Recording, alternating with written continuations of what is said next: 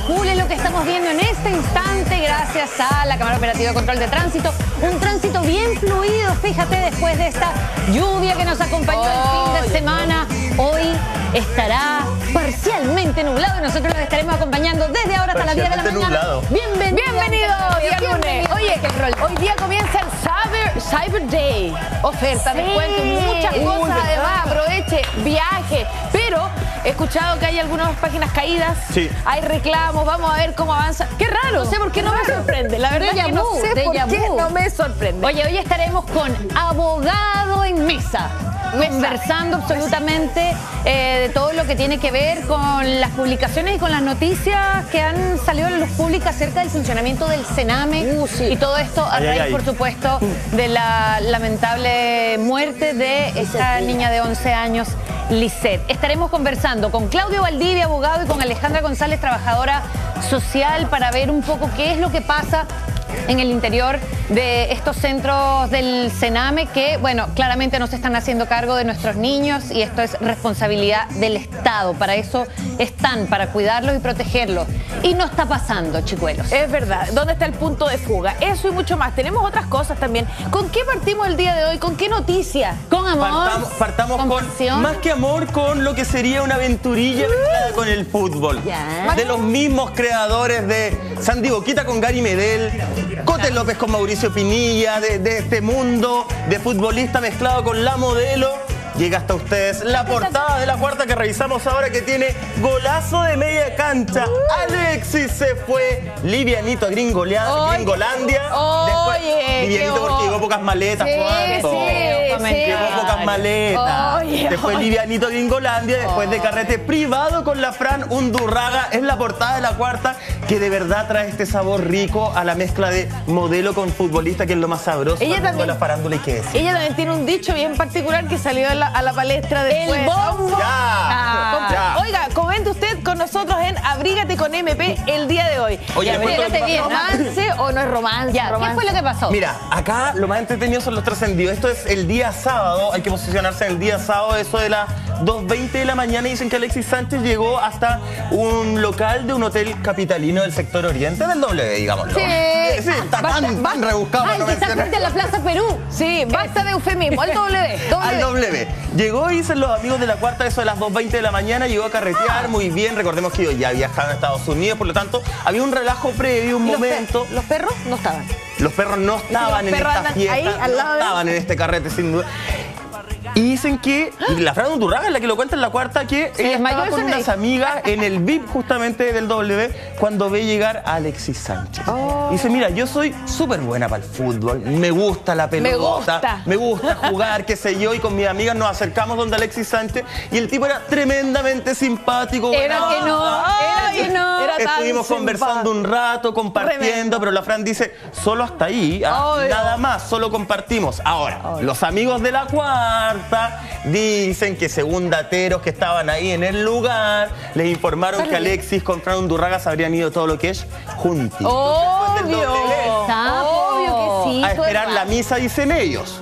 Los amigos de La Cuarta dicen, fueron a esperar la misa del día domingo, puede ser todo el rato. Pero ¿cómo se habrían ido juntitos? ¿Cómo Fran les va a mentir? Les va a decir, no me fui con él, sabiendo que habrían testigos. No creo que sea tan ganso decir, no, yo me quedé con mis amigas, él se fue solo. Es que la frase textual no es, yo me fui con él, es compartimos un rato porque nosotros la vimos con mi amigo, pero no nos y nada más. Juntos, claro, nada más. Pero en ese nada más, Yanil Leal, ¿cuántos años comentando farándula acá? Tú sabes que en esas frases no textuales siempre hay algo entre líneas. Claro, pero además de líneas, ¿por qué tiene que ser que se fueron juntos?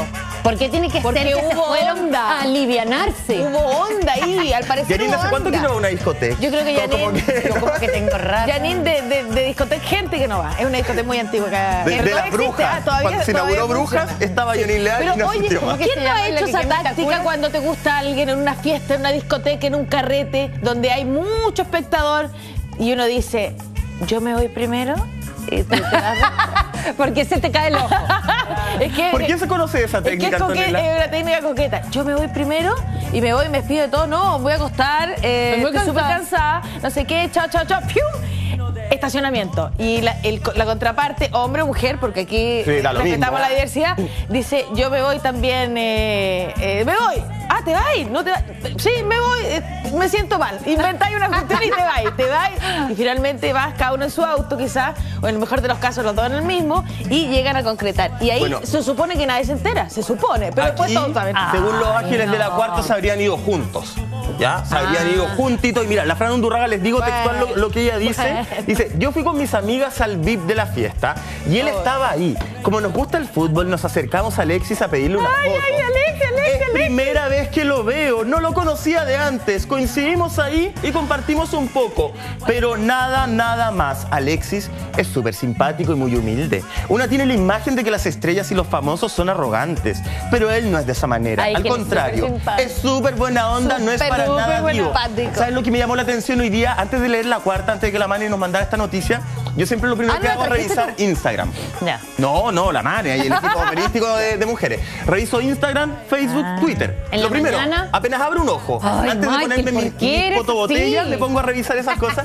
Y si tú entras a Instagram, la última foto de Fran Undurraga justamente es alimentando unos perritos de la calle. Como que ahora le bajó toda la ternura por los perritos, tipo Alexis Sánchez. Ni que Alexis Sánchez es un súper amante de los perritos. Entonces ella también es ahora como que subió una imagen muy linda, porque además lo reconocemos, está alimentando a perritos de la calle. Bonito. Muy linda, con su preciosa taco arreglada. Pero me llama la atención, Glover, Alexis Sánchez. ¿Eso a raíz del contacto del tercer tipo con Alexis? O digamos, tal vez ella ya era como asidua. Hay que buscar fotos antiguas. Ella es animalista, pero yo no lo había visto antes. Ahora, ojo, me llama la atención, a lo mejor se fueron juntos después del W, efectivamente, pero se fueron a conocer a Aton y no me acuerdo el nombre del otro perrito, Alexis Sánchez. Y ella quedó tan apasionada por los perritos. Ahora, muy ágiles los amigos de la cuarta, muy divertido. Es uno de los diarios que uno lee todos los días, porque no hay como perderse la forma entretenida que tienen de hablar, pero no me gustó ese titular. Es como demasiado... Sí, se fue livianito. ¿Por qué? Es que no... Ay, Alexis se fue livianito después de haberse ni sé qué con la Fran. Sí. Pero a ver, Yani, yo no sé qué estás entendiendo. Es absolutamente malintencionado y tiene absolutamente que ver con que se la agarró. Cuando uno viaja, las mujeres son mucho más ordenadas para hacer la maleta. Y probablemente Alexis había armado su maleta con un montón de parcas, con muchas zapatillas, y la Fran fue a la casa y dijo, Guaguito, estás haciendo televisión del 93. La maleta nuevamente. Sí, te voy a armar la maleta. Y le sacó cosas, entonces Alexis se fue livianito de maletas. No sé ingenuo, no sé qué piensan ustedes. Estaba haciendo televisión del año 93, octubre. Eso se pensaría quizás 10 años atrás, 20 años atrás, pero ahora obviamente... igual con cariño, porque la cuarta es el diario que uno lee siempre, pero es un titular machista. Sí. Es un titular tremendamente machista. Con todo cariño, pero tremendamente machista. Pero vamos a otra noticia entonces que les va a gustar. Ya, Alexis Sánchez y Fran Undurraga, a cariños para ellos. Pasemos a otra noticia, porque se acuerdan que toda esta semana hemos estado en la polémica DJ Méndez, Leopoldo Méndez, que dijo, ¿saben qué? A mí no me están aceptando mi precandidatura para inscribirla en el CERVEL, pero yo voy a llegar hasta las últimas consecuencias. ¿Se acuerdan? Sí, claro. Que citó una conferencia de prensa incluso. Bueno, acá lo trae Soy Valparaíso y muchos medios también dice, acogieron apelación, DJ Méndez competirá en primarias municipales de la nueva mayoría por Valparaíso. Efectivamente, DJ Méndez tenía en el momento en que le rechazan justamente su precandidatura, él aún no es candidato a alcalde de Valparaíso, es precandidato para pelear un cupo ahí por la nueva mayoría. Del momento en que él le rechazan la inscripción por el tema de los estudios, ¿se acuerdan? Sí, que no había completado. Él tenía 5 días para apelar. Y para apelar demostrando, por ejemplo, cosas como que efectivamente él había realizado exámenes libres acá en Chile para que le convalidaran tercero y cuarto, y que los exámenes libres él ya los había hecho y además los había aprobado. Que era un tema, lo que decía Alexis Sánchez, DJ Méndez, que era un tema de que acá él acusó mano negra, porque decía un trámite que normalmente se demora una semana, en mi caso se ha demorado más de un mes. Entonces no entiendo por qué a mí no me dejan convalidar estos exámenes que los hice acá, porque los tenía que hacer, porque efectivamente mi educación de allá solamente me la convalidaron hasta segundo medio. Yo hice los exámenes. Ahora, estaba convalidando unos exámenes que hice en el año 1, ¿no? Me imagino que no... O sea, que la convalidación de firmas no es como tan rápida, porque no son autoridades que están en este minuto. Claro. Correcto, pero era un trámite que a él lo que le parecía raro es que en la convalidación, no la realización, la convalidación de los exámenes se estaba demorando mucho más de lo normal. Es que a eso es lo que apunto, es que a eso a mí me pasó, la verdad. Llevaba como 2 meses realizando cuando el no trámite. están las mismas autoridades, cuando cambia todo el sistema, cuando hay cambio de mano en tantos años, desde que hizo los exámenes hasta que los convalida, hay que revisar para atrás. Entonces lo que dura generalmente, o lo que puede durar generalmente una semana de alguien que hizo los exámenes el año pasado, el antepasado y que los está convalidando ahora, seguramente es mucho más rápido que alguien que los hizo hace ¿cuántos años? 20 Sin duda, porque cambian las autoridades, cambian las firmas, cambian los registros, se guardan, se pierden, se anulan, hay otras tecnologías además, hay otras tecnologías del papel, a internet, no debería los extrañarse archivos. que si hace la convalidación 20 años después se retrase un poco el proceso. Pero pensando lo que normal. dice Janine, se demoró poco, entonces sí, pues. Se demoró re poco. Yo no sé los otros casos cómo serán, particularmente cómo serán los otros casos, pero claro, tú viviste la experiencia, entonces hablas con ese conocimiento. Pero ¿vas a ser alcaldesa? Perdón, me perdí ahí, me perdí. ¿No? Todavía no. Sí, no, para él era extraño, finalmente. Él decía, y parte de su conferencia donde además tenía un punto de prensa con todas sus ideas para llegar a gobernar allí en Valparaíso. Eslóganes de campaña, digamos. No, pero además tenía las ideas. Ya. Tenía el punto de prensa, no sé, pues en vez de tener marcas de pantalones y de detergentes, tenía así como, oye, quiero hacer esto otro. Un inicio a conocer, porque también la gente tiene que aprender no solamente a votar por el personaje, tiene que votar justamente por las ideas que tiene ese personaje. En Valparaíso, según DJ Méndez, según Leopoldo Méndez, él tenía encuestas donde lo daban por ganador. Encuestas que él hacía, no eran encuestas oficiales donde el pulso de la gente era positivo. Él dijo, y cuando aún no había expresado ninguna idea. Pero ¿sabéis qué? Mira, eso es súper curioso, porque nosotros venimos hablando hace mucho rato, un mes por lo menos de este caso, bueno, y yo públicamente, me refiero a intruso, y yo públicamente decía, ¿sabéis qué? Lo raro acá es que DJ Méndez, en vez de hablar tanto, que empieza a contar sus ideas, porque yo quiero votar... No por el personaje, por las ideas que tiene ese personaje para mi comuna. Y gente de Valparaíso empezó a escribir, te estoy diciendo hace un mes, mucho antes de este punto de prensa, y me decía, ¿sabéis qué? Nosotros acá en Valparaíso sí conocemos las ideas de DJ Méndez. Porque él se encargó justamente de ir a Valparaíso y contar allá las ideas. Y el pulso, por lo menos en las redes sociales, yo lo veo bien favorable. Por un tema de desgaste también de las otras autoridades de Valparaíso. Valparaíso yo tengo la sensación... Tiene varios líos administrativos. Tengo la sensación que DJ Méndez va ganador. ¿Por qué? Porque tiene pachorra. ¿Qué importa? O sea, puedes tener muy buenas ideas, sí, lo que decías el otro día tú, que si no tienes un staff o un grupo que te apoye en tus ideas, no sirve para nada. Pero lo que él sí tiene a favor, creo yo, es que tiene pachorra, va de frente, es del pueblo, tiene un discurso que en realidad su discurso lo hemos visto en reiteradas ocasiones a través de su música. Sí, porque de repente, no digo tan literalmente como no literalmente en lo que voy a hacer, pero si tú hablas, de repente el hip hop, el rap y la música que hace DJ Méndez tiene un discurso, o sea, ya per se tiene un discurso. Yo siento que él es del pueblo y desde ahí uno podría desprender e intuir más o menos por dónde va su línea. No necesariamente decir, yo voy a hacer esto, quizás su fin o su medio. Mira, y de aquí me estoy candidateando para trabajar con él en Valparaíso, es que puede ser que él diga, mira, yo me muevo con lo que quiera la gente. Primero salgo electo y luego recojo todas las necesidades del pueblo y voy y sin prometer nada. Voy haciendo y después hago. Eso es un camino bien fácil. Hago y después digo. Yo lo veo súper distinto. Puede ser, estoy especulando. Yo lo veo súper distinto. Desde mi tribuna, yo no considero que Méndez tenga un discurso social o político a través de su música, lo cual no me desagrada, porque creo que son escenarios y lugares súper distintos. Sí. No necesito que todos los artistas estén militando sus ideas políticas musicalizadas en sus canciones. Es que el arte es política también, la música es política. Duda. Yo digo, ponte tú, no es que diga tú ves un los pobres, no sé qué, no, soy del pueblo, soy de la calle, yo no sé qué, comparto con ustedes, esa música, incluso la canción que le hizo a la mamá, todo eso ya es política, forma parte de una línea, que no tiene que necesariamente decir, voy a poner, no sé, voy a... ¿Eso te haría votar por DJ Méndez? Entiendo, no, a mí no, pero puede acercar a la gente, ¿cachai? Eso, como que tenga un discurso, ¿te haría votar por un DJ Méndez? No, porque además DJ Méndez no viene con un discurso tan establecido. Él ha participado, si mal no me equivoco, en campañas políticas de ambos lados.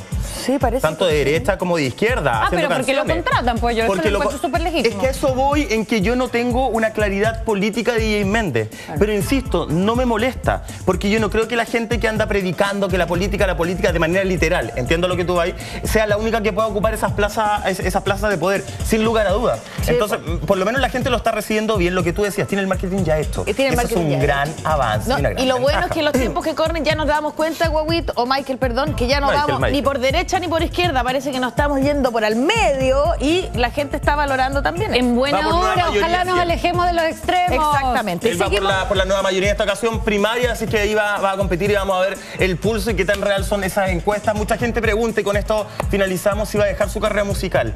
Él ya dijo que de salir electo alcalde, deja la música al menos por los 4 periodos. Sí, pues le pediríamos que a las autoridades siempre que se dediquen en exclusividad a la pega, porque no alcanza, nunca alcanza el tiempo. No alcanza ya 4 años es muy poco el periodo. Le pediríamos para realizarlo, claro. Hicieron unos hip hop. Oye, cuéntanoslo todo y exagera, Michael Roldán, por favor. Nos quedamos patas arriba con la revista el sábado de este día sábado.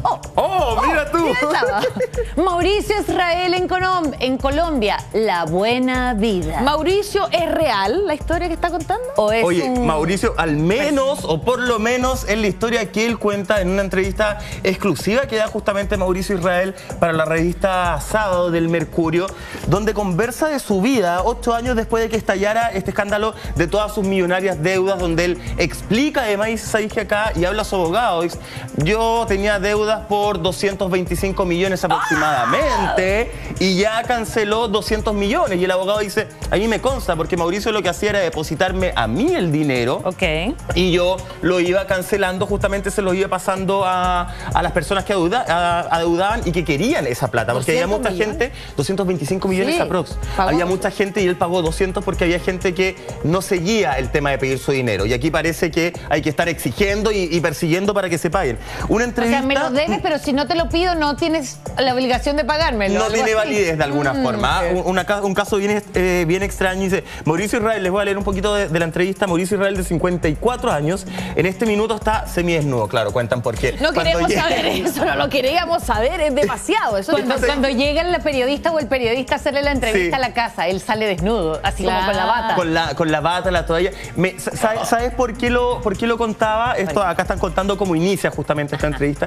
Porque me llama la atención que parta justamente con una imagen que tiene un sesgo medio sensualoide. Sí. Como de este tipo, de este galán que está en Colombia, calor, en un lugar súper acomodado, que está esperando una entrevista y que abre la puerta y está ahí con su toalla. Claro. Me parece raro que le sigamos vinculando esa imagen como de Mauricio Israel. Claro, salió como del jacuzzi. Eso está todo previamente estudiado, conociendo que es un hombre de comunicaciones. Sí, está absolutamente estudiado, porque con eso va a comenzar la periodista la entrevista. Cómo llegas, cómo estás vestido, el genio con el que llegas a la entrevista, si llegas acelerado, o si llegas zen, o si llegas eso, como sensual, erótico, disfrutando del lujo que te rodea. Hay varias cosas que si uno empieza a analizar llaman la atención. Por ejemplo, esta habla de su historia de amor con Debbie, ¿cierto? Una chica colombiana que él conoce a través de es una chica colombiana con la cual él está todo lo que es enamorado, saliendo, pololeando, y que la conoce a través de un sitio de citas para judíos. Sí. Justamente. Lo conoce a través de este sitio de citas después de probar otro sitio y de no encontrar como nadie afín. Conoce a esta Debbie que, por lo que dejan, que lo acompaña toda la entrevista y por lo que dejan entregar en la entrevista, oye, es una chica ¿qué discriminación es eso? ¿Por qué solo las judías tendrían el privilegio de conocer ese galán? ¿Por qué no todas las mujeres? Porque claro, pero existen hartos sitios, pero este fue un sitio más acotado, ¿Qué digo? Discriminación. Mira, les cuento cómo se conocieron un poco, palabras de Mauricio. Dice, ¿qué le gustó de ella, cierto? Se puso a ver fotos de gente de otros países y en febrero del 2015 vio la foto de ella que le llamó la atención. Le preguntan, ¿y por qué? ¿Qué le gustó de ella? Dice, además de que es muy linda, me llamó la atención porque era de Santiago de Cali. Yo ignorante, no tenía idea que Cali era Santiago de Cali. Entonces, por joder, le mandé un mensaje. Oye, tú que eres de Santiago de Cali, ¿quieres conocer a alguien de Santiago de Cali? Buena, campeón. ¡Qué buena labia!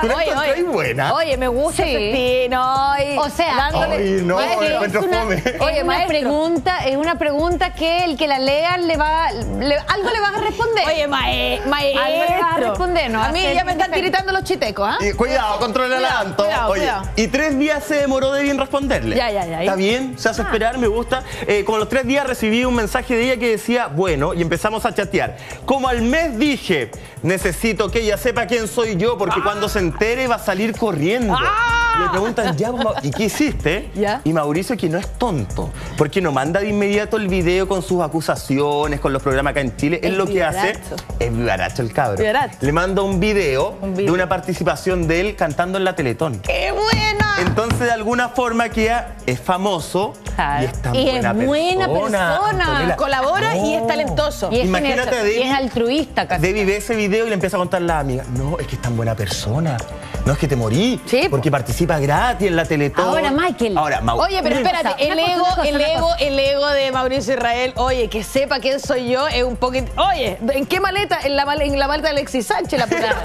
Ahora, ahí hay un problema, porque después de ese video seguramente hay otros links relacionados. Sí, po. Que uno dice, te interesaría leer, ni sé cuánto, y aparecen otros links. Bueno, y Mauricio dice que él sabía que mandándole este video iban a aparecer esos otros videos y que iba a empezar a ver esos otros videos. Porque digo que es inteligente porque parte con un video bueno. Claro. Y después empieza a revisarlo y fue bien heavy porque una de pino, una de queso, camarón, queso. Ya, ahí quedamos y mezclamos todo. Porque dice que Debbie efectivamente después no lo quería ver.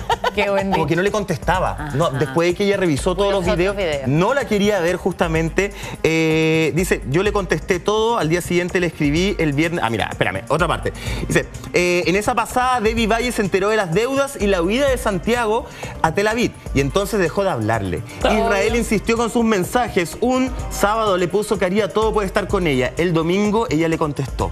Decía, ¿qué es todo? Yo le contesté todo. Al día siguiente le escribí, el viernes estoy en Cali. Bien patúo porque va a pegar en la pera Cali también. Sí, pues. Oye, pero te das cuenta, él no es muy agraciado. ¿Usted lo encuentra? No, ahora solo le he visto la foto. ¿Ustedes lo encuentran buen mozo a él? Particularmente no es de mi gusto, porque él mismo dice en el mismo reportaje que él es como no era muy agraciado y tuvo que asumirlo, pero de poco agraciado le sale todo esto de el chiste, el brillo, cómo se la juega, cómo arma toda es inteligente porque arma una estrategia para conseguir lo que él quiere cuando él quiere, porque seamos honestos, han dado con mujeres estupendas. Bueno, pero mujeres inteligentes. ¿Pueden poner música? Sí. Porque me siento un poco perseguida así, sin música hablando. Así hay. Hay que desarrollar habilidades. Y buenas mozas. A los hombres que son así como extremadamente guapos no tienen ni que abrir la boca porque le caen así todas en fila. Pero tampoco no es tan fácil, sí. Pero se le dificultad para nosotros. Ay, ya que no. Incluyendo, ¿no? ¿No? Sí. ¿No era para mí esa pregunta? Sí, ese ejemplo eras tú, en retrato. Pero el hombre es vivaracho. Hay hombres que tienen que desarrollar más de una estrategia. La simpatía, el humor, la labia, el chamullo. Bueno, y también el billete. Porque dentro de estas estrategias justamente existe todo un mito en torno a Mauricio Israel. Y uno de los mitos hablaba de que él era como, Antonella, ¿sabes qué? Vámonos a Puerto Montt ahora a almorzar. ¡Buena! En mi avión, en mi helicóptero. Nos vamos a Puerto Montt. Y le preguntan... Bueno, tráigame un pancito con palta por la vez. No, lo vamos a comer todo allá. ¿Voy con Mauricio en avión un rato nomás? No, almorzar y volvemos. Te dejo la entrevista después en la radio. Ay, qué envidia, qué lujo. Entonces uno dice, oye, qué lujo. Y ese era el mito que circulaba en torno a Mauricio Israel, justamente. Y le preguntan, ya, porque él habla del egoísmo y todo. Y le preguntan, le dicen, tenía fama de tener un estilo de vida al menos vistoso. Y Mauricio dice, que era todo mentira. Defíneme todo, Mauricio. Y le preguntan, ¿no eran ciertos los viajes a almorzar a Puerto Montt, por ejemplo? Y Mauricio dice, absolutamente mito. Lo que pasa es que una de las cosas que a mí siempre me decían era que yo era feo y me molestaban mucho. Justamente es eso que tú hablabas de que lo molestaban desde el colegio. Sí, pues él decía, y a él lo sobremolestaban. Ya después dijo, ¿qué hago? Me peleo con cada tipo que me diga que soy feo. Porque yo no sé si Mauricio tiene tan asumido que es feo. No. No tan asumido, es como, lo que pasa soy es que feo pero tengo el cuento. Él dice que es feo, pero en realidad no está, es como la gente fea como nosotros, decimos que somos feos para que no llegue otro a decirnos. Perdón. ¿Cachai? Entonces lo importante es que él mismo lo diga como que se adelante a los hechos. Pero dice que en algún momento le dolió. Porque yo no creo que esté en katana. Pero al parecer su filosofía era soy feo pero con cuento. Claro. Entonces como que se apoyaba en el cuento y con el cuento harta gente que igual le enganchaba. Claro. Sin duda, pero él dice que le dolía, que en algún momento que ahora se da cuenta que le dolía que le gritaran feo. Bueno, y le dicen, ¿qué es ser feo en realidad? ¿Qué es ser feo? Defíneme belleza. Defíneme todo. Yo les puedo definir el amor. Defíneme todo. Oye, yo les puedo definir el amor. El amor es un café a las 8 de la mañana. Oye, y hablando de dinero, otra pregunta que me llama la atención, le preguntan, ¿tú eres materialista? ¿Cierto? Y él dice, mira, Es que no soy muy materialista, aunque no se crea. Me encanta tener plata y pasarla bien, pero nunca he sido apegado a las cosas materiales. Cuando me vine a Cali, él cuenta una historia de vida, cuando me vine a Cali tuve que devolver el auto que tenía, que era exquisito, un BMW descapotable. Ay, le gusta decir la marca. Sí, que por eso me llama la atención. No eres materialista, pero te encanta estar mencionando que tenías un BMW descapotable. Pero lo devolví y no me pasó nada. Y aquí ando en Uber. Me gusta tener buena vida, no te digo que no, pero no tengo esa sensación de apego a las cosas materiales.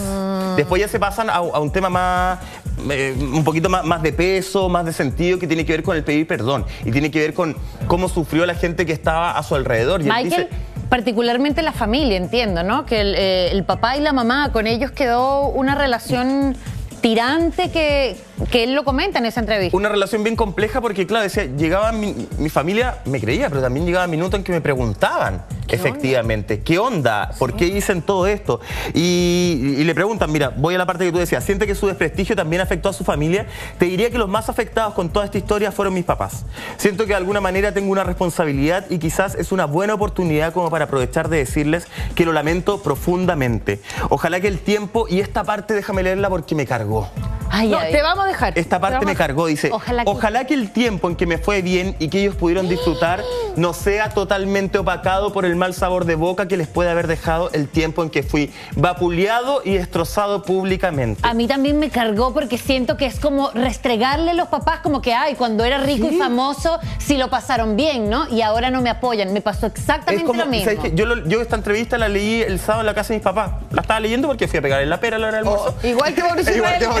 Después de... Yo la leí y decía, ¿y este tutiquitutaca? ¿Quién le limpió el poto cuando era chico? ¿Quién le botaba los pañales cagados? Y ahora, efectivamente, yo lo tomé como un decirles, ¿sabéis qué? Ustedes que dudaron de mí, también se aprovecharon de este dinero que fue tan cuestionado. Claro. Bien que se lo disfrutaron, bien que se lo gastaron. Me cargó. Y le dicen, ¿y qué te gustaría decirles a ellos? Que les pido las disculpas por lo que tuvieron que vivir. Hubo un alejamiento entre ustedes, entre él y sus padres. Mis papás en ese sentido han sido súper generosos. Claro que ha habido roces que son normales cuando a ti te atacan y yo no había contado mucho, obvio. Mis papás se preguntaron en qué minuto su hijo se desvió, qué le pasó. Yo les cuestionaba que no me creyeran a ellos justamente. E incluso después de haber ganado el juicio me seguían preguntando si era verdad o no. Yo decía, ¿pero cómo? Pero con el tiempo he logrado entender que fue muy fuerte para ellos. Pero Michael, claro, obviamente los padres deben conocer cómo es su hijo, si no debe ser así desde ahora. De chico quizás, de repente por ahí le conocían el estilo, ¿cachai? Bueno, para la engrupía, para mentir, de repente, todos lo hemos hecho, todos hemos mentido. Sí, pero nadie dice que tengo una deuda de 225 millones. Pero para terminar, para redondear la idea, es que uno no es que de repente él fue así. Él fue siempre así. ¿Y quién mejor que los padres conocen a sus hijos? Oye. A mí, yo quería preguntarte qué pasaba con el tema de los hijos, porque él tiene hijos, a que deja hijos, porque él agarró sus pilchas y se mandó a cambiar. Y tiene una hija que tiene como la edad de mi hijo, o sea, tipo 9 años. La hija que tiene con la Marisol Gálvez, justamente. Acá hablan de esta demanda que Marisol realizó en algún momento en contra de los padres de Mauricio Israel por no pago de la pensión de alimentos de parte de Mauricio. Y él dice, efectivamente, existió esa demanda por su hija pequeña, para qué decir el nombre, pero ahí todos sabíamos que no. Ahí sí que no se generó ningún roce, gracias a Dios. Él sigue insistiendo que siempre ha pagado las pensiones, que no ve a la hija hace un millón y tanto, hace un año y tanto que no la ve justamente. La ve igual. Sí, pero dice que hace un año y tanto no, porque en la última ocasión Marisol no permitió que la viera, pero que él la trata de llamar por teléfono, que depende de, esta es la versión de Mauricio, ojo, que depende de la buena voluntad de Marisol de que le quiera facilitar o no el teléfono para hablar con su hija, y que últimamente, gracias a Dios, gracias a Allah, sí ha tenido la buena voluntad. Esa es la versión de Mauricio Israel, ojo, Marisol Gálvez siempre ha contado una historia muy, muy distinta. Una entrevista que los invito a leerla por internet, está bien interesante. Está buena, para reírse un rato. Oye, vamos a cambiar de tema y nos vamos a ir a algo que ocurrió en Estados Unidos, en Cincinnati, en un zoológico donde un pequeño, y esto se me llegan a parar los pelos, un pequeño cae dentro de la jaula o dentro del espacio, del foso, del recinto, donde hay un gorila de 180 kilos de peso, un gorila gigante, adulto, y claro, que tenía 17 años, Michael. Así es, mira, estamos viendo ahora en apoyo este video justamente de cuando cae este niñito, como bien tú decías, en Cincinnati, y este gorila, un niño de 3 años, cae y el gorila lo comienza a arrastrar. Mira, acá en algún momento vamos a ver cuando el gorilita lo arrastra, lo toma por el agua, por ese foso. La gente se ponía a gritar. Un gorila, como tú decías, 180 años, o sea, 180 kilos, 17 años, que era muy, muy querido. Ahí, mira, ahí estamos viendo cuando lo arrastra. ¿Se dan cuenta? Y esa es ahí se empiezan a generar gritos, son imágenes impactantes. Sí, que estamos viendo otro ángulo de la grabación. La pregunta es cómo cayó ese pobre niño ahí. Esa es la pregunta y eso es lo que enciende el debate. Y entramos a la seguridad de nuevo. En polémica, porque aparentemente todo esto habría tenido que ver con, por un lado, el descuido de sus padres y por el otro, los deficientes sistemas de protección en el zoológico en cuestión. Aparentemente el niño, un niño de esa edad, de esa estatura, pudo vulnerar las barreras y caer accidentalmente, por supuesto. No se sabe si accidentalmente, porque según habla de una barrera solamente. Así es, según testigos, el niño le decía a la madre, y eso lo escucharon personas que estaban alrededor, el niño le decía a la madre que él quería bañarse en esa agua. Y la mamá, ay, sí, sí, sí. Y estaba pendiente, parece, de los otros niños, de los otros hijos. Finalmente el niño, como actúan los niños de esa edad, que dirán, bueno, no me pescaron, yo quiero ir a lanzarme en el agua porque era lo que él quería. Pasó la barrera, no había la protección necesaria, no estaban tomadas todas las medidas de seguridad que uno creería que en un zoológico de los Estados Unidos, ¿cierto? Sobre todo alrededor de la fosa de un animal de esa envergadura, habría que haber, tendría que haber. Finalmente el niño traspasa esa barrera y cae. A mí me llama la atención, claro, a uno le parece brutal la escena cuando el gorila la arrastra porque uno lo ve desde lo humano. Para el gorila era como agarrar a su cachorro, seguramente. Eso es lo que yo me pregunto. ¿Será efectivamente el hecho de que el gorila no iba a atacarlo, más bien su brutalidad de animal tiene que ver agarra a este pequeño y hace que reaccione? Bueno, hay que decir que esto termina trágicamente. Lo terminan matando al gorila, producto de esta situación, y el pequeño, gracias a Dios, y para que no se asusten, digamos, termina muy herido, pero sin riesgo vital. Pero ninguna herida pone en riesgo su vida, justamente. ¿Sabéis qué? Yo vi el video, ojo, son los mismos protocolos, muy parecidos al zoológico acá. Ellos intentaban adormecerlo en principio, pero el efecto se demora muchos minutos. Y como es un animal de alta peligrosidad, así lo calificaron ellos, así habló el director del zoológico, tienen que tomar la lamentable decisión de matarlo. ¿Sabéis qué? Las imágenes son súper fuertes, pero a mí me pasa que yo cuando la vi, yo dije, está bien, no se pueden arriesgar a que le haga algo al niño, pero yo no veo esa violencia de un animal salvaje. Absolutamente no. No la veo. De verdad, me impactó incluso más eso. El sentir que no estoy viendo un animal que quiere hacerle un daño a ese niño. Yo no veo eso. Frente, ya lo vamos a hablar más adelante, pero frente a todo lo que subimos ayer en el reportaje de Contacto, yo creo que ahí hay más animales. Claro, la animalidad que en este gorila, que no veo esa actitud de te voy a matar. No, lo estaba arrastrando como a uno más. Lo que pasa es que tuvo mucho rato ahí al frente. No sé cómo se dice los grupos de... Y lo tocaba como con su pata, claro. Sí, pues. Lo tocaba, lo tenía ya mucho rato al frente sin hacerle daño, y es una imagen que nos hace recordar exactamente lo que pasó unos días atrás acá en el Zoológico Metropolitano con los leones y el joven... La Flaca y Manolo. La Flaca y Manolo, con el joven, ¿me recuerdas el nombre? Franco Ferrada. Franco Ferrada. Que uno ve que una persona entra a este recinto, a este foso, y los leones no lo agreden, no lo atacan, no lo pescan. Son casos distintos porque él entró voluntariamente. Esto al parecer fue un accidente. Además es un niño, claramente, una guagua. De un niño.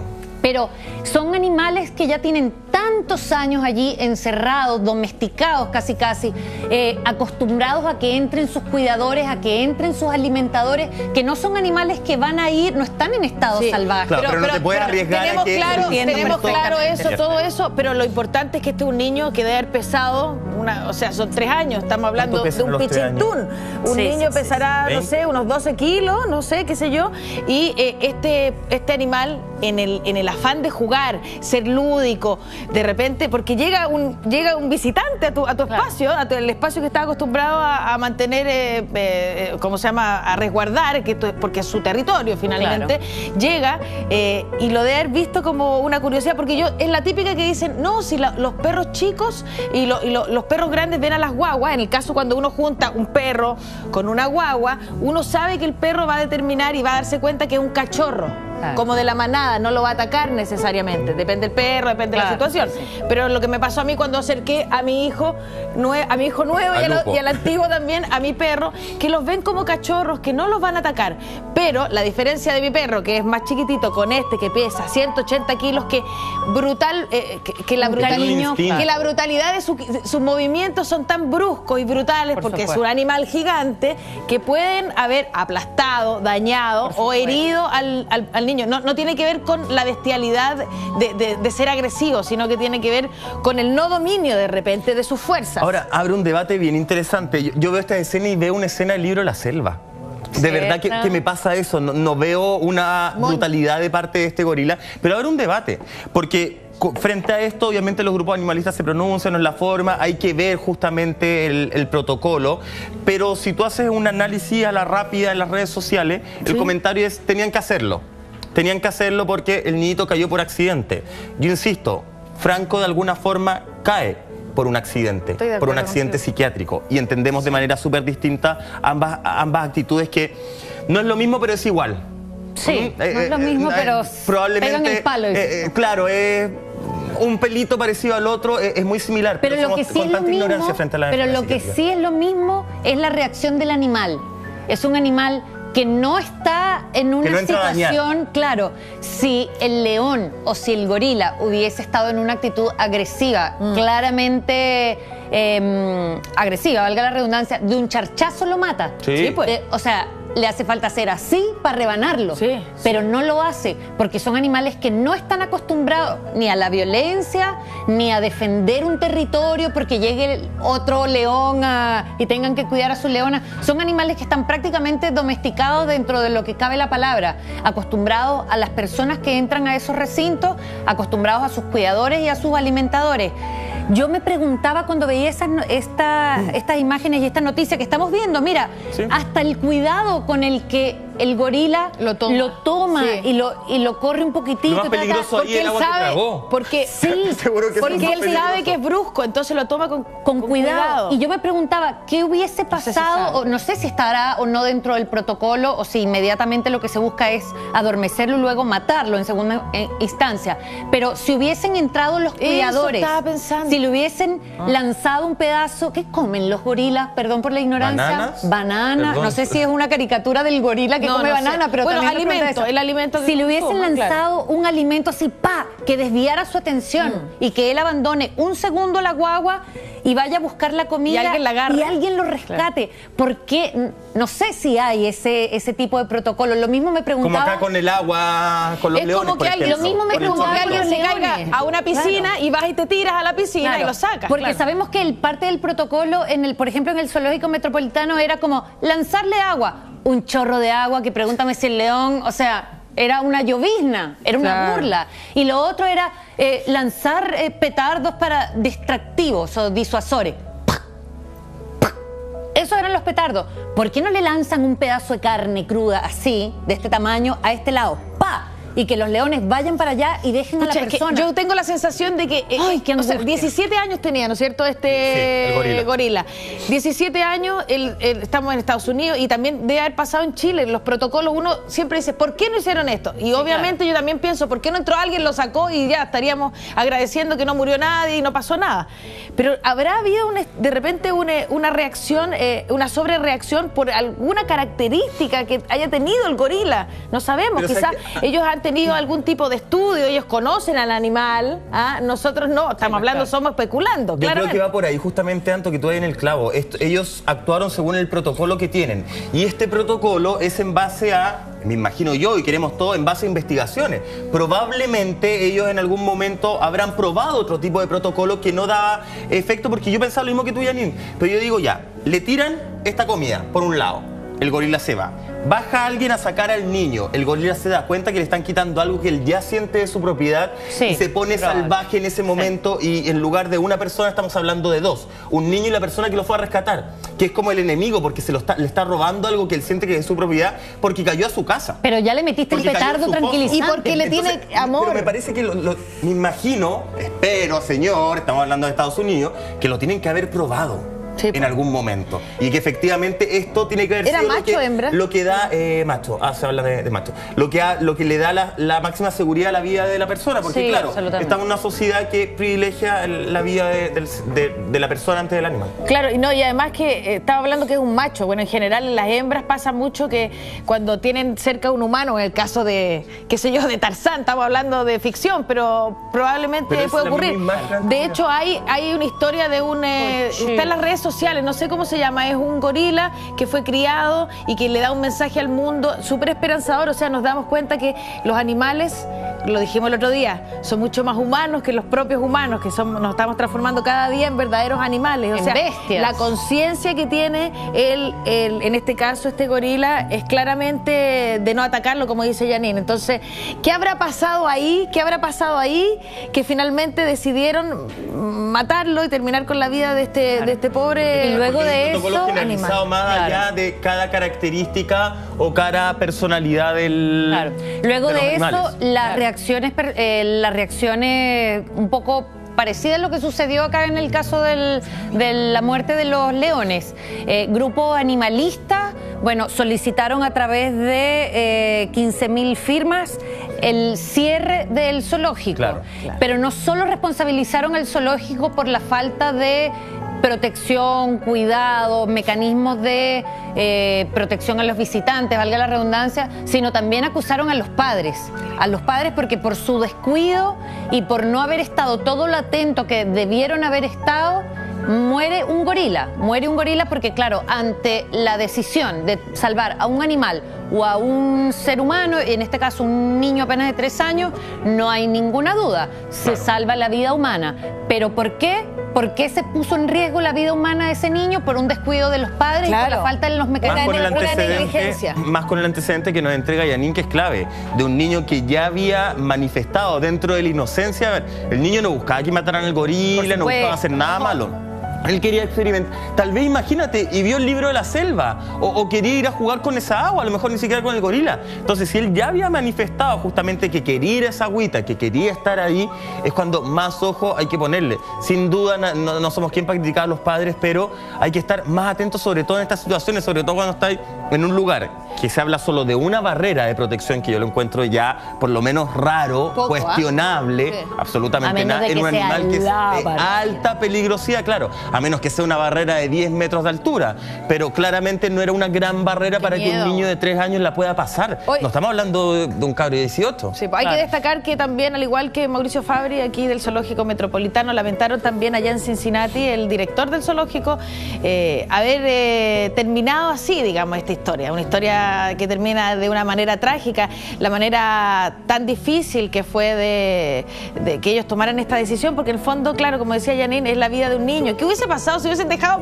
morir a un niño? Hubiese sido espantoso, pero por otro lado también este gorila de 17 años, criado en las buenas y en las malas, con enfermedades, con desarrollo, con cariño, con afecto, como también puede ser, digamos, el afecto que uno le pueda tener a un ser humano, a un hijo, fue tremendamente difícil y complicado, y es por eso que ellos salieron también a hacer una declaración. O sea, obviamente hay que decirlo, hay que plantearlo y hay que verbalizarlo por parte de los directores de los zoológicos, porque pareciera como que da lo mismo, y no es así. Incluso más a ellos que al resto de la gente les duele, porque ellos conviven diariamente con estas especies que muchas están en peligro de extinción, además. Absolutamente de acuerdo. Y además, bueno, tal vez les quedará a ellos la labor de revisar los protocolos, porque claramente los que están implementados antes de matar al animal no están funcionando. Tal vez el petardito y tal vez el chorrito de agua infame como una manguera que estaba a 30 metros de distancia no sirve de nada, entonces se pierden minutos valiosos, ¿cierto? O segundos valiosos que podrían salvar incluso la vida del animal. Dando por descartado que lo que se busca es salvar la vida de la vida humana, en el fondo. Esa es la noticia que apasiona también. Hay posturas y siempre vamos a estar dispuestos a defender la vida la vida humana y también la vida animal. Vamos a cambiar de tema y a propósito de lo que decía al principio del programa, Janine, hace aproximadamente más de un mes supimos la noticia de la muerte al interior del Sename de una pequeña llamada Lisette Villa. Esto encendió las alarmas absolutamente y nos dimos cuenta de que algo estaba funcionando mal al interior de los centros de los menores, centro de Sename. La muerte de Lisette Villa evidencia falencias dentro del sistema. Nosotros queremos descubrir cuáles son los puntos de fuga a nivel judicial y también estaremos conversando con una trabajadora social, Alejandra González, con respecto a lo que ocurre in situ dentro de estos centros. Tenemos una nota, usted comente con el hashtag Abrígate con MP. Regresamos a la vuelta de la siguiente nota. Esta es la portada de la edición del 12 de marzo de la revista Paula, que anunciaba un reportaje que se titulaba Las residencias para madres adolescentes. Sin embargo, en ese momento no pudo ser publicada. La razón, en él se incluía la desgarradora historia de una joven llamada Sonia. Su nombre real fue cambiado para proteger su identidad. En el testimonio, la periodista a cargo del reportaje tuvo acceso a un video en el que se veía cómo la joven era brutalmente golpeada por otras adolescentes del hogar de acogida para menores, que son madres y están en situación de vulnerabilidad social, familiar y económica. Todo esto ocurría, según su relato, en presencia de algunas funcionarias del centro que no habrían hecho nada para detener la agresión. Al tomar conocimiento sobre la existencia de este video, la directora del refugio presentó un recurso para evitar que el reportaje saliera a la luz, el que fue acogido por el tribunal. Sin embargo, esta investigación de 3 meses en que se expone la situación de desamparo, precariedad y violencia que viven los menores en los distintos hogares del Sename logró ser publicado tras la apelación de la directora de la revista, que falló a su favor. En el intertanto en que se publicara este reportaje, muchas cosas se sucedieron en paralelo. La directora del refugio en cuestión deja el cargo. La protagonista de esta historia, Sonia, logra escapar del hogar junto a su hija, mientras otra noticia remesa al país y pone en jaque al Sename una vez más. El día 11 de abril, Lisette Villa, una pequeña de 11 años, muere en otro centro de acogida por una supuesta descompensación general que le provocó un paro cardiorrespiratorio. Murió de pena. Fue la respuesta que entregó quien en ese entonces se desempeñaba como la directora del servicio de menores, Marcela Labraña, al preguntarle sobre el lamentable hecho. Su declaración provocó diversos cuestionamientos, su salida del cargo, y dejó en evidencia una vez más las terribles falencias de la institución. Además, este viernes la madre de Lisette presentó una querella contra el Sename por cuasi delito de homicidio, argumentada en la presunta negligencia por parte del personal y la ausencia de protocolos definidos para tratar emergencias. Una de las tesis que existe hoy día, que está investigando la justicia, de la muerte de Lisette, de la menor que murió hace poco en un centro del Sename, en el centro Galvarino, es que ella estaba sobremedicada, es decir, recibía una medicación que afectó algunos órganos de su cuerpo. Un informe de CIPER llamado El uso y abuso de los psicofármacos en los hogares del Sename deja al descubierto que no existe mayor regulación sobre las dosis de medicamentos dadas a los niños y adolescentes del Sename, lo que podría provocarles distintos problemas de salud.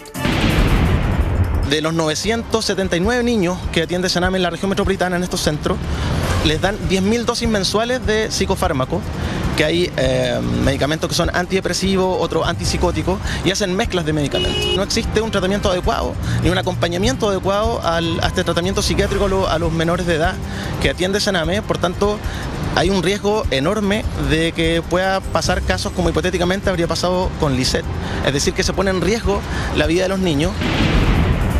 Además, exponen la compleja situación de hacinamiento en la que viven estos jóvenes.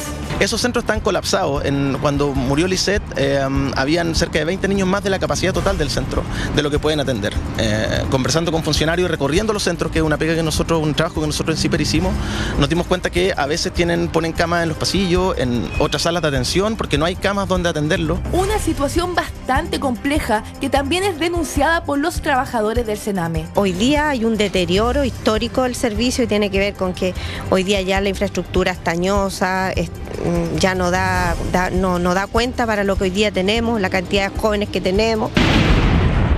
los recursos otorgados al servicio al que todos los chilenos confiamos el bienestar de los niños más vulnerables del país no estaría siendo suficiente para poder cubrir las necesidades de los 979 niños y adolescentes que habitan actualmente en estas residencias, según las últimas cifras oficiales publicadas en el sitio web, administradas directamente por una institución que está en un evidente colapso. Hoy día se ha privilegiado lo político por sobre lo técnico y eso ha sido un daño tremendo porque resulta que la gente que ha ingresado al servicio últimamente no tiene competencias en el área de infancia y adolescencia, arreglan los concursos, hay gente que ha entrado no habiendo pasado los test psicológicos.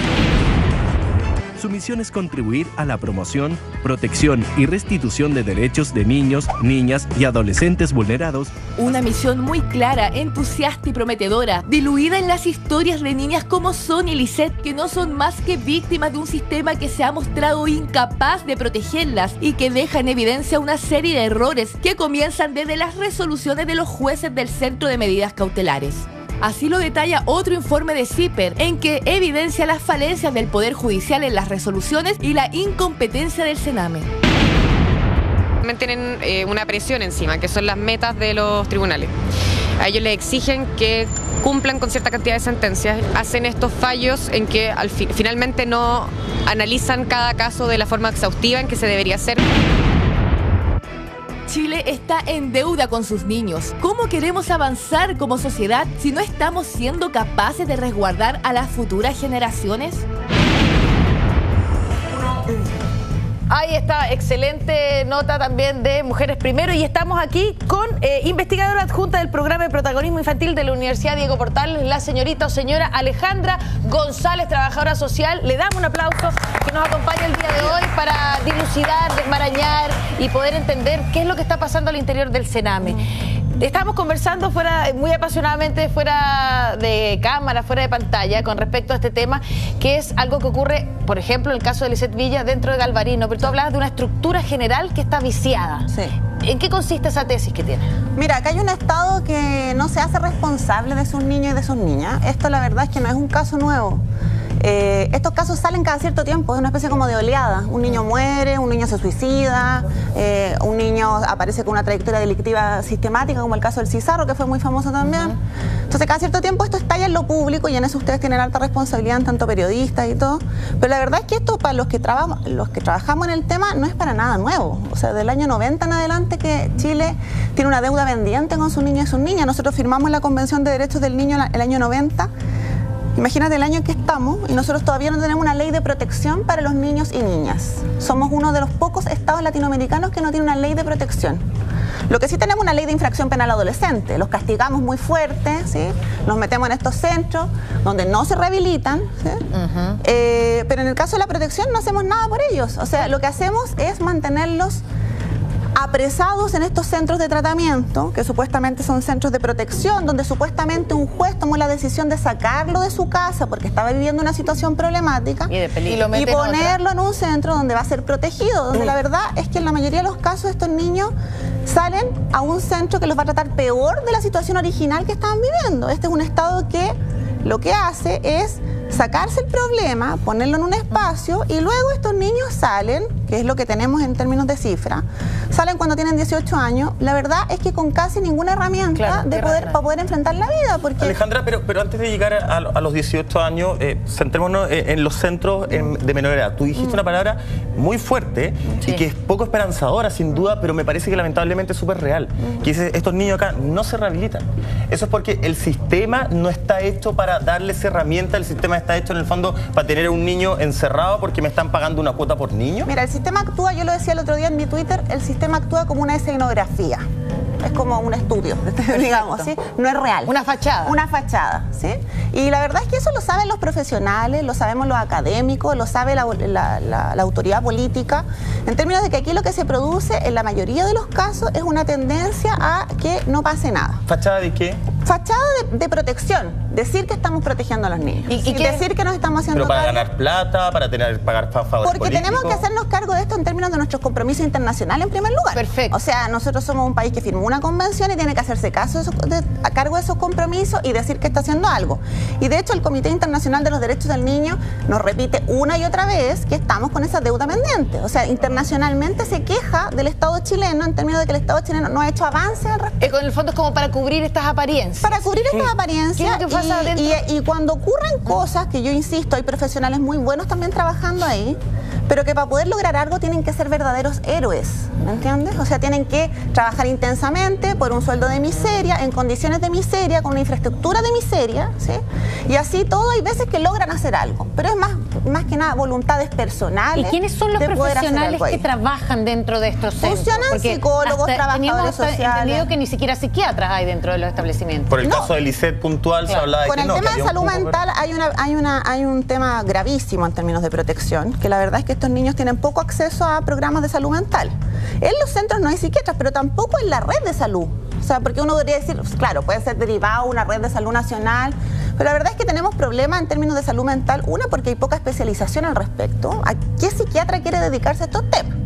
O sea, ¿cuáles son los incentivos que tenemos para que un psiquiatra quiera dedicarse al tema infancia? Más allá de la vocación. Claro. Y al tema de la infancia, de una infancia vulnerable que tiene problemas muy graves. Cuando estamos hablando de este tipo de infancia, estamos hablando, por ejemplo, de un niño en explotación sexual comercial. Sí. Con un tipo de adicción a drogas, solventes, etcétera. Maltrato. Gravísimo. O sea, ¿cuál es el costo que tiene que tener un sistema para poder hacerse cargo de ese tema? No estamos hablando aquí de niños que tengan problemas, como en su minuto dijo la directora saliente, la que salió, digamos, de Sename, que sean niños que tengan algún problema de afectividad o cosas así fáciles de solucionar. Es más profundo que eso. Estos son problemas graves, muy graves. Entonces, el dispositivo que tienes que tener tú para poder trabajar con esos niños es un dispositivo muy caro. Debería ser muy caro. Esto es lo mismo que tú tienes una enfermedad grave al corazón. ¿Qué vas a hacer tú? ¿Te vas a ir a atender con un técnico en enfermería? No. Lo que tú buscas es el cardiólogo y buscas el mejor cardiólogo, ¿sí?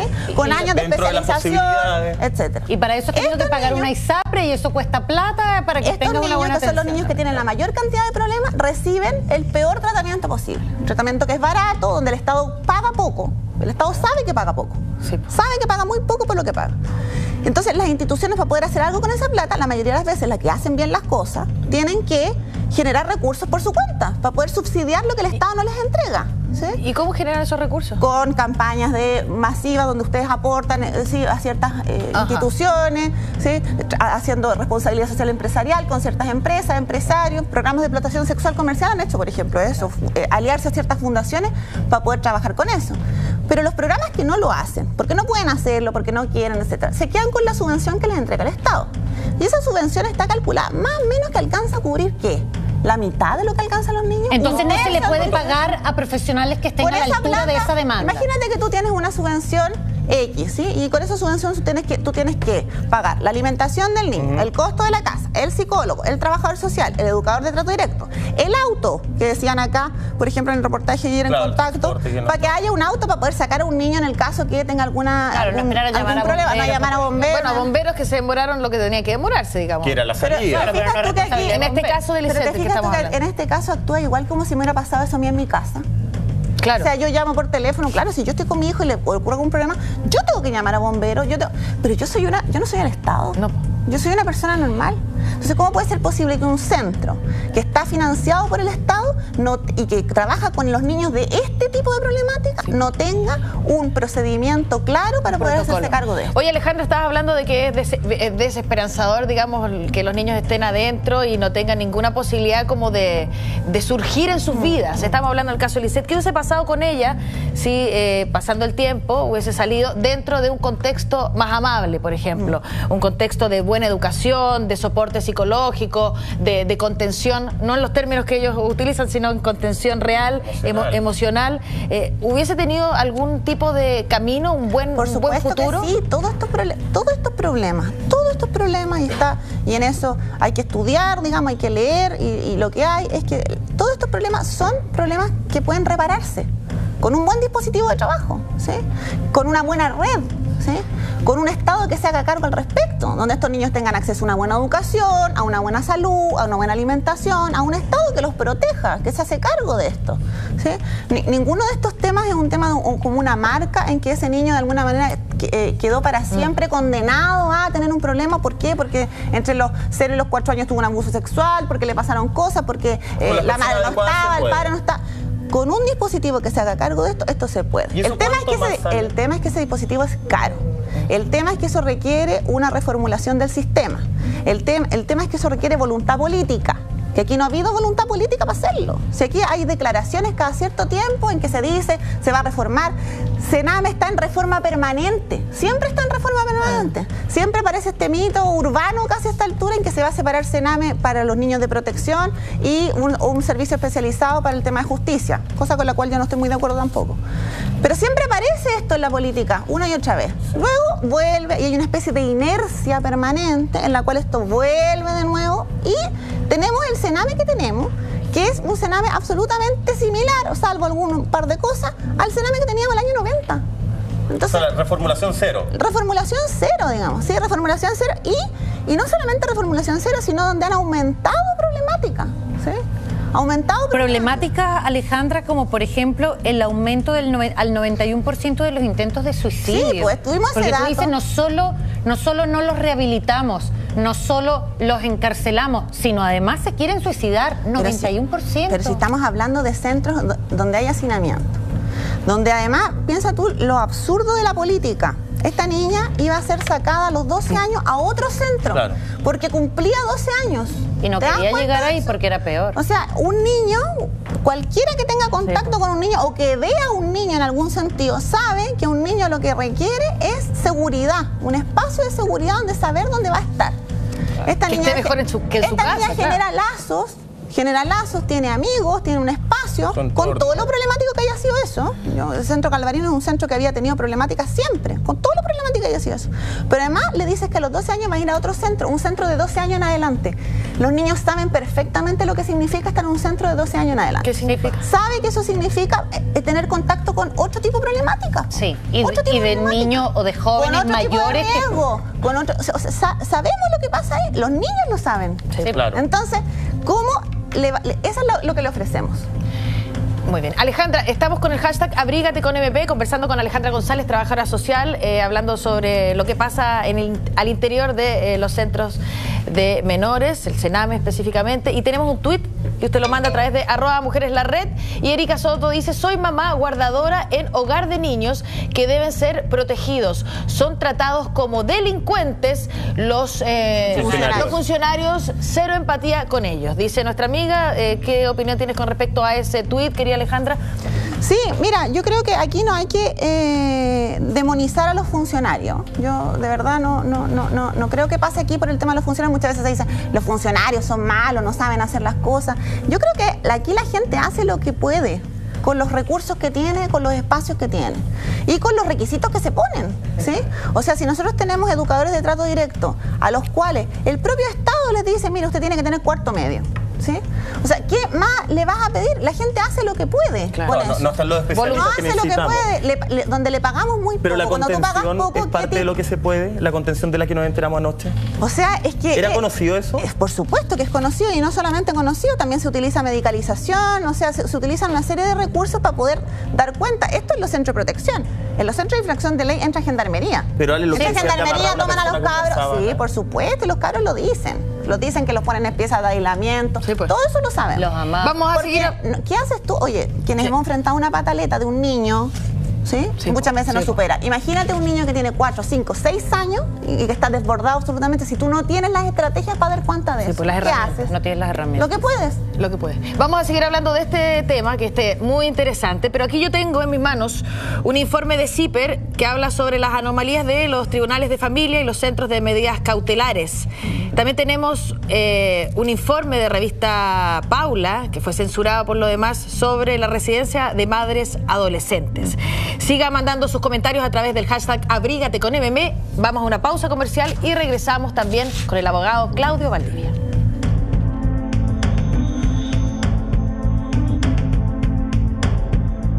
Esta es la portada de la edición del 12 de marzo de la revista Paula, que anunciaba un reportaje que se titulaba Las residencias para madres adolescentes.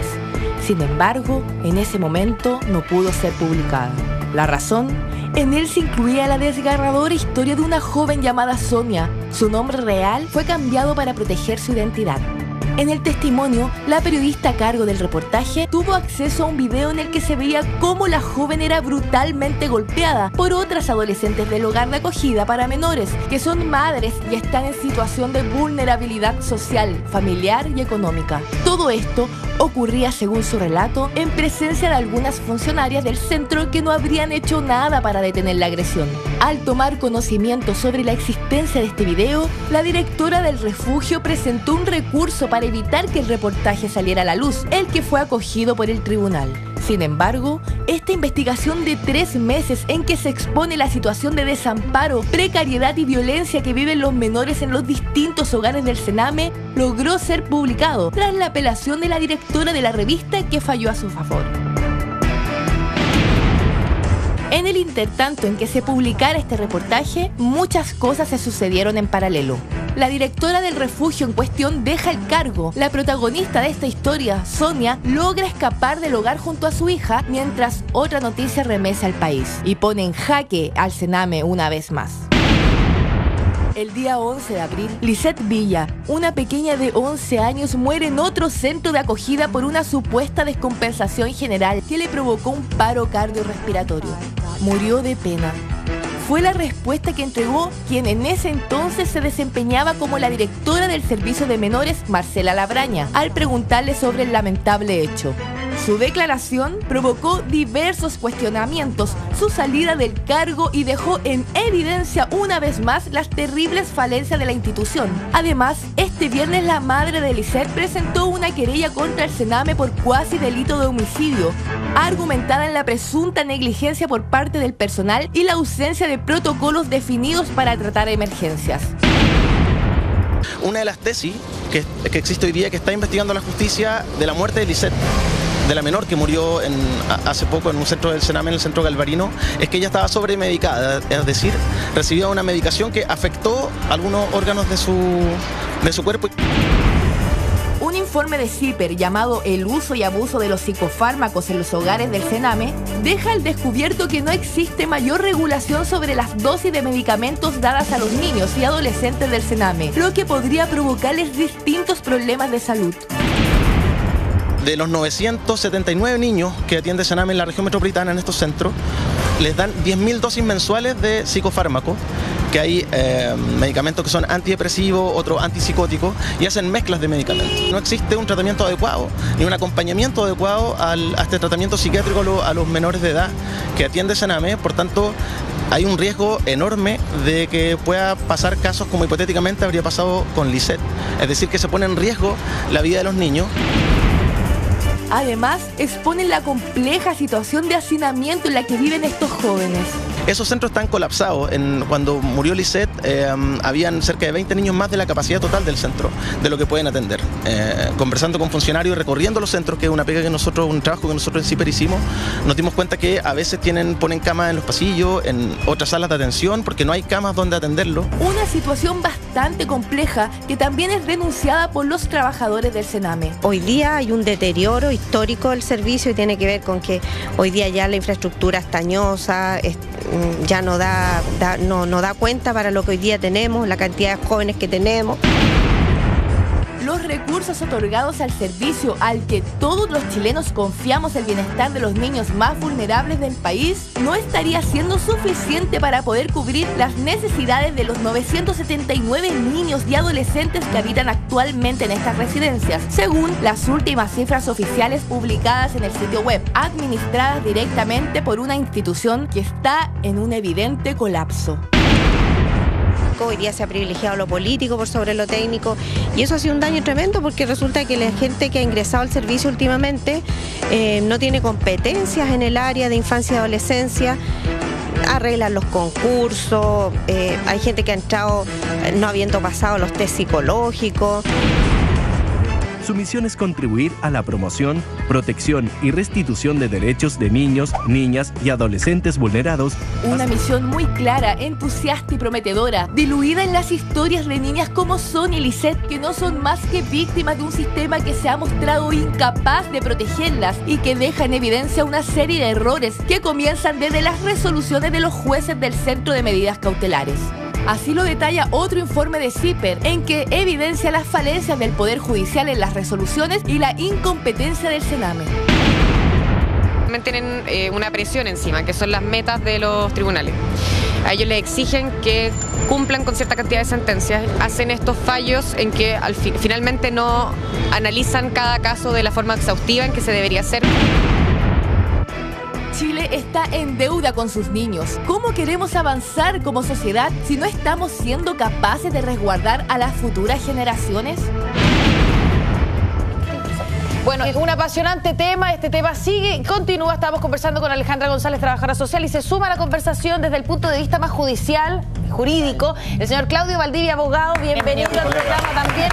Oiga, con respecto a esta nota, esta publicación que hace CIPER Chile con respecto a las anomalías en los tribunales de familia, en los centros de medidas cautelares, decía la periodista de CIPER ahí también que existe una especie de competencia de quién hace más casos, quién concluye más casos, quién da un veredicto más rápidamente. ¿En qué consiste? ¿Cuál es el punto de fuga donde, por un lado, escribes y borras con el codo? Escribes con la mano, borras con el codo las sentencias mismas. Lamentablemente hoy día el sistema de protección a la infancia está funcionando mal, no solamente desde el punto de vista de Sename, sino respecto al sistema en su conjunto. Y lamentablemente hoy día los tribunales son parte del problema, porque en muchas ocasiones no existe el seguimiento, no existe el estudio, el análisis necesario para adoptar ciertas resoluciones. Hoy día se junta además con las metas de gestión en muchas ocasiones en el Poder Judicial, donde hay muchas resoluciones donde no se cuenta con todos los antecedentes y resoluciones no se dictan previa audiencia, con todos los antecedentes, escuchando a veces a los niños. Los niños tienen muchas cosas que decir. La Convención de los Derechos del Niño exige que un niño sea oído en la medida que tenga la capacidad, que tenga la madurez y la edad para que ¿cómo sea se actúa, Claudio? Yo te paso este informe de Lisette, ¿cierto? Un papá, posible abuso, violencia, problemas psiquiátricos, no sé si se conoce en ese momento. Tú recibes ese papel.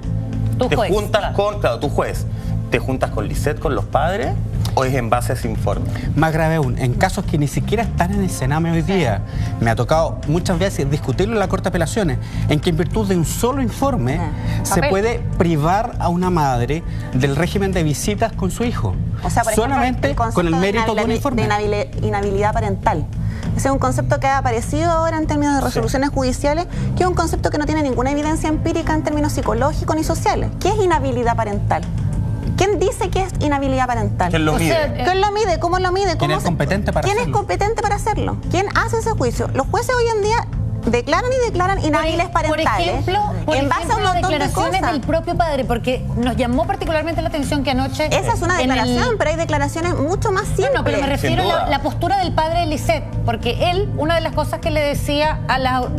No recuerdo si a los jueces, se lo dijo anoche a la periodista en este informe de contacto, pero él se lo decía a las autoridades: si ustedes no me la quitan, yo la mato. Él claramente está hablando de una inhabilidad. ¿Eso no es inhabilidad parental? Eso, él está anunciando que no tiene la capacidad y que le sacaba la cresta a la pobre Lisette porque lo superaba. Y además porque él también tiene una historia de violencia intrafamiliar. Y él les dice: si no me la quitan, la mato. Y el Estado se hace cargo. Cuando hablan con la mamá también reconoce. Le gustaba el carrete, no se preocupaba de los niños, tenía 6 hijos y todos estaban más o menos en la misma situación. ¿Eso no le habla a un juez de familia de inhabilidad parental como para quitarle a los niños?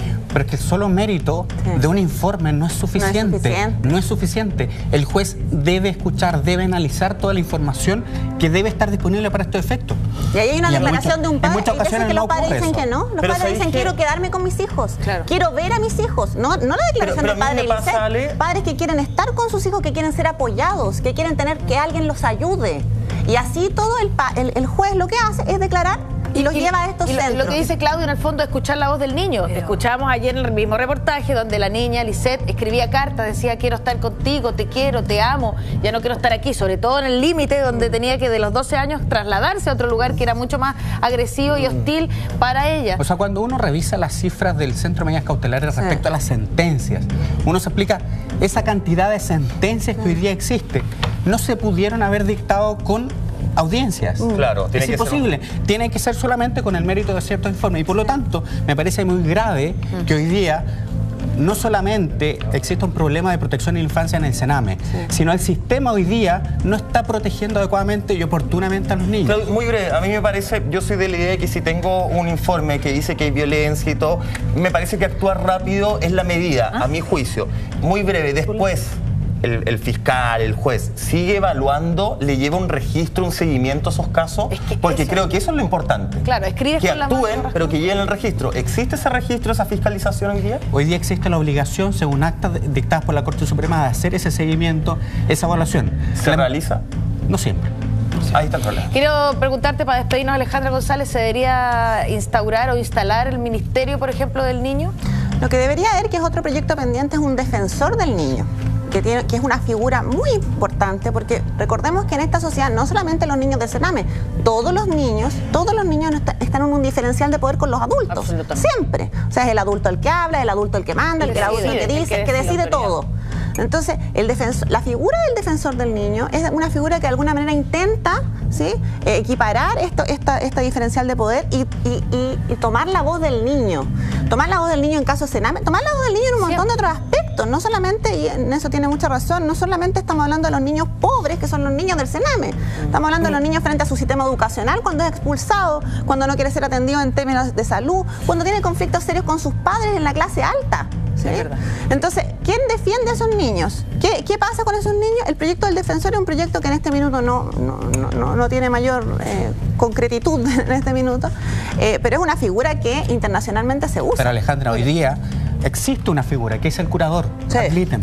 Lamentablemente esa figura hoy día tampoco está funcionando bien, porque los niños, a veces los curadores, los abogados encargados, designados por los mismos tribunales, ni siquiera entrevistan a los niños para dar una opinión. Este tema da para mucho más, es un tema de conversación que está claramente instalado en todas las casas en nuestro país. Vamos a, ojalá, tener otra oportunidad para tener otra conversación como la que tuvimos hoy día. Gracias, Alejandra González, por acompañarnos el día de hoy. Trabajadora social que habló del tema del Sename, que mujeres. Claudio Valdivia, pero te vamos a pedir que te quedes con nosotros y nos acompañes, porque nuevamente vamos a abrir nuestra cuenta de Twitter @mujereslared para escuchar los casos de nuestras amigas en casa. Vamos a conversar acerca de los arriendos, porque aquí se libra otra batalla campal. Arrendadores versus arrendatarios. Cuando la propiedad, claro, la propiedad de uno, pero que la utiliza el otro, es el motivo de disputa. ¿Usted ha tenido problemas con su arrendador o su arrendatario? ¿Le devuelven su propiedad en malas condiciones o por el contrario, le exigen que se la deje impecable cuando no funcionó para nada? Envíenos sus preguntas a @mujereslared con el hashtag Abrígate con MP. Vamos a revisar la siguiente nota. A veces arrendar una propiedad se puede transformar en algo mucho más difícil de lo que pensábamos. La gran cantidad de requisitos que piden algunas corredoras de propiedades podrían ser totalmente inalcanzables, sobre todo para los más jóvenes o quienes no tienen contrato indefinido. Así fue el caso de Camila, quien además de exigirle un aval, tuvo que entregar 12 cheques de garantía para asegurar el pago. Te piden el tema de ICOM, te piden que tu aval gane mucho más, el triple, para que el caso que yo no pueda respaldar el departamento te lo pague él. Que me veían quizás como irresponsable, pensaban que yo iba a hacer mucho carrete, pero realmente es una lata. Por lo general, para arrendar alguna propiedad, lo básico que se exige son las 3 últimas liquidaciones de sueldo, un mes de garantía y los antecedentes de la persona. El resto dependerá de la corredora o incluso del dueño de la casa o departamento. Tiene que exigirle algunas cosas al cliente, pero también depende del dueño. Muchas veces el dueño son exigentes y piden muchos requisitos.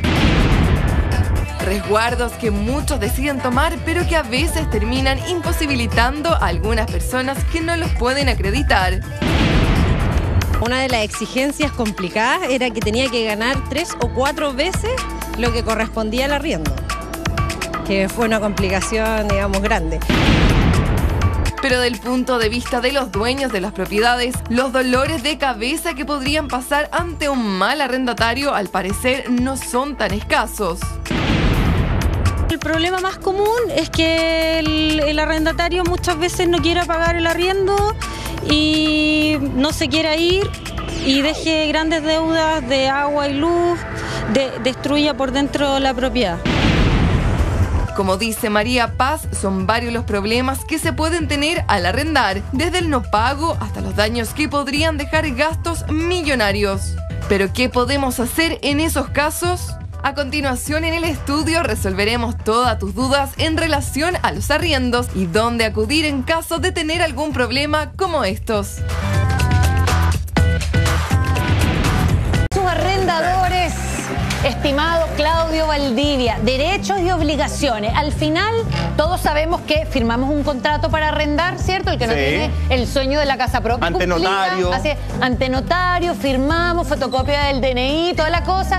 Y al final, el problema siempre es el mismo porque nadie cumple. Ambas partes incumplen. Tenemos una primera pregunta a través de nuestra cuenta de Twitter.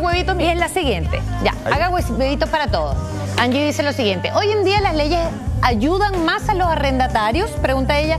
Mi mamá tiene una casa y costó un mundo para que se fueran. Partamos por ahí, Claudio. ¿A quién protege o ayuda la ley actual? En la medida que exista un contrato con derechos y obligaciones claras, no debiera proteger a nadie en especial. Sí existen ciertas presunciones en favor del arrendatario. Por ejemplo, si no hay una renta establecida en un contrato, no está escriturado, se presume que la renta es aquella que declara el arrendatario, por ejemplo.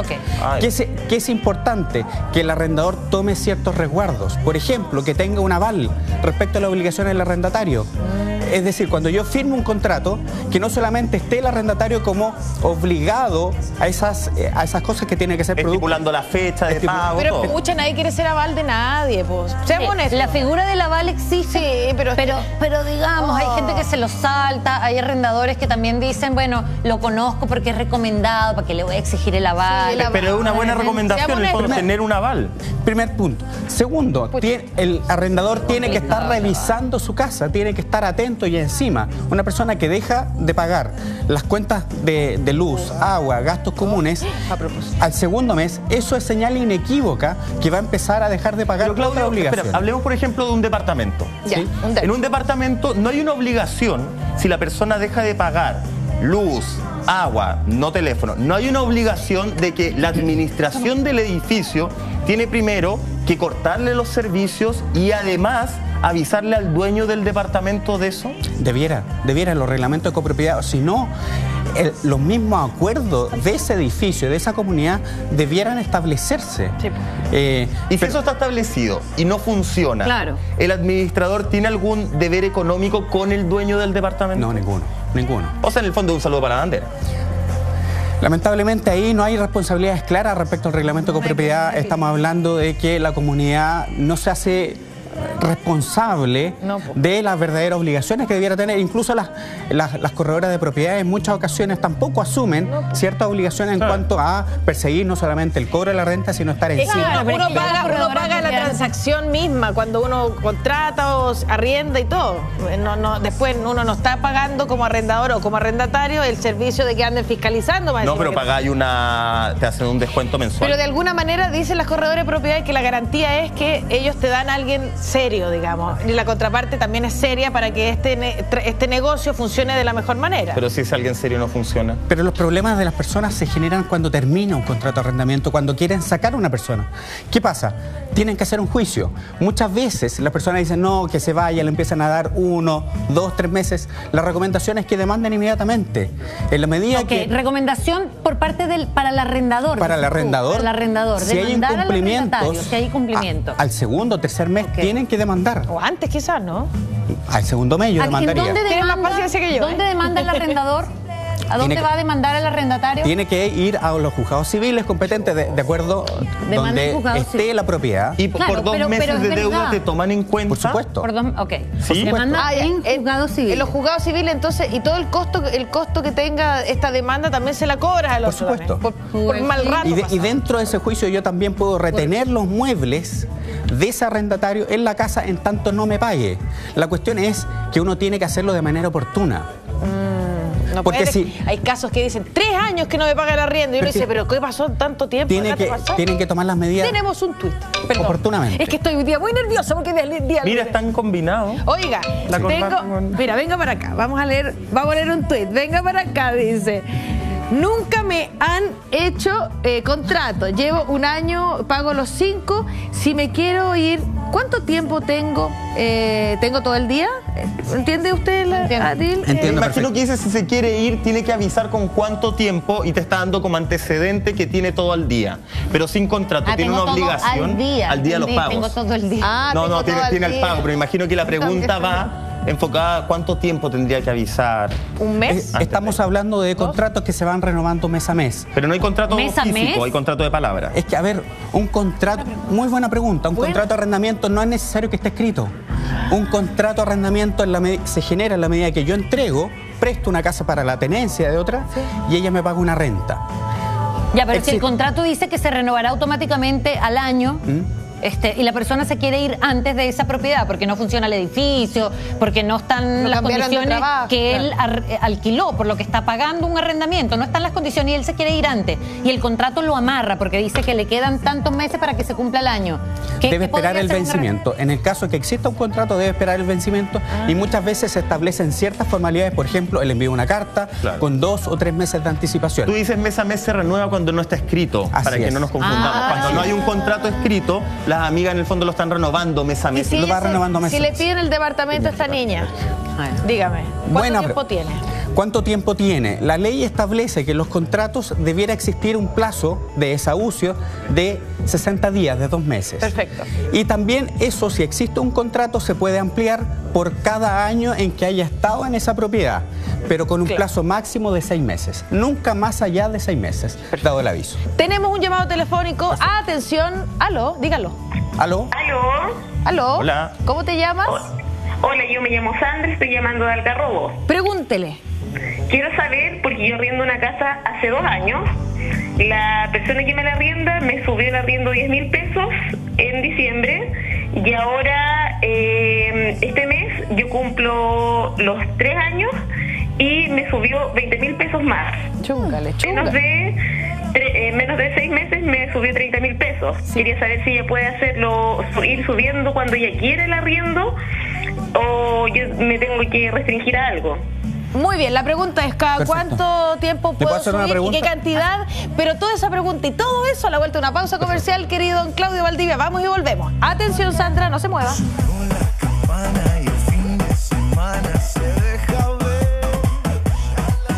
Claudio Valdivia, pizarra aquí lista para anotar todas tus recomendaciones y llamada telefónica al aire, porque Sandra había hecho una pregunta. Vamos a recordarla porque además tenías algo que consultarle, Claudio. Perfecto. Hola, Sandra, repítenos tu pregunta para nuestro abogado. Ya, yo arriendo, cumplí 2 años de arrendar una casa en Algarrobo. Me dijeron que me iban a ir subiendo el valor por el IPC. En diciembre ahora me subieron 10.000 pesos. Ahora el mes de mayo, como se cumplen los 2 años, me subieron 20.000 pesos más. Entonces yo quiero saber si la persona que me arrienda la casa me puede subir lo que quiere y cuando quiera, o si hay alguna ley o algo que nos acoja a nosotros, las personas que arrendamos, para pagar un precio fijo. Claro. Claudio, tú tenías una pregunta. Cierta cantidad de tiempo. Me quedó claro con la reajustabilidad del IPC que me acabas de señalar según el contrato. Absolutamente claro. Ya, perfecto. La ¿Quién podría responder? Gracias, Sandra. Te van a responder. Para todos estos efectos, la ley es el contrato. Y por lo tanto, si en el contrato se establece algún mecanismo de reajustabilidad, generalmente son semestrales o anuales. ese mecanismo es el que se debe respetar y por lo tanto el arrendatario no le debieran subir al arrendatario, no le debieran subir más allá del IPC que se ha acumulado en ese periodo, si estamos hablando 6 meses o un año. Claro, ella dice que en diciembre le aumentaron 10.000 pesos y ahora en mayo 20.000 pesos. No debiera ocurrir porque generalmente son semestrales o anuales y por lo tanto tienen que esperar la acumulación de ese IPC durante ese periodo. Si el contrato no especifica si son semestrales o anuales, sino que lo deja abierto. A mí me parece que debiera ser anuales. Okay. Debiera ser anual la responsabilidad. Ya. ¿Y qué podría hacer Sandra entonces, ya que le han aumentado 2 veces el arriendo? Pagar lo que le corresponde conforme al contrato. Yo, que Sandra, revisaría el contrato y calcularía el IPC y pagaría según lo que me corresponde y lo justo. Ah, ya. No más ni menos que eso. ¿Y si no se lo aceptaran? ¿A dónde debe dirigirse? Es que no, a ver, debe pagar, si es que le exigen de alguna forma, ella debe defenderse, mandar las cartas. Generalmente aquí la recomendación es siempre dejar todo con respaldo, por correo electrónico, con cartas, porque a veces los llamados telefónicos y las conversaciones quedan en el aire y se diluyen. Porque a muchas Sandras les pasa que si no tienes la plata para pagar esos 20.000 pesos adicionales de arriendo, que este asunto llegue a abogados es complicado, claro. Como que no tengo para pagar los 20.000 pesos, ¿cómo voy a ir a contratar a un abogado que me defienda? Porque no sé dónde manejarme. Ella podría ir a algún tribunal a interponer alguna, o ir al notario, no sé.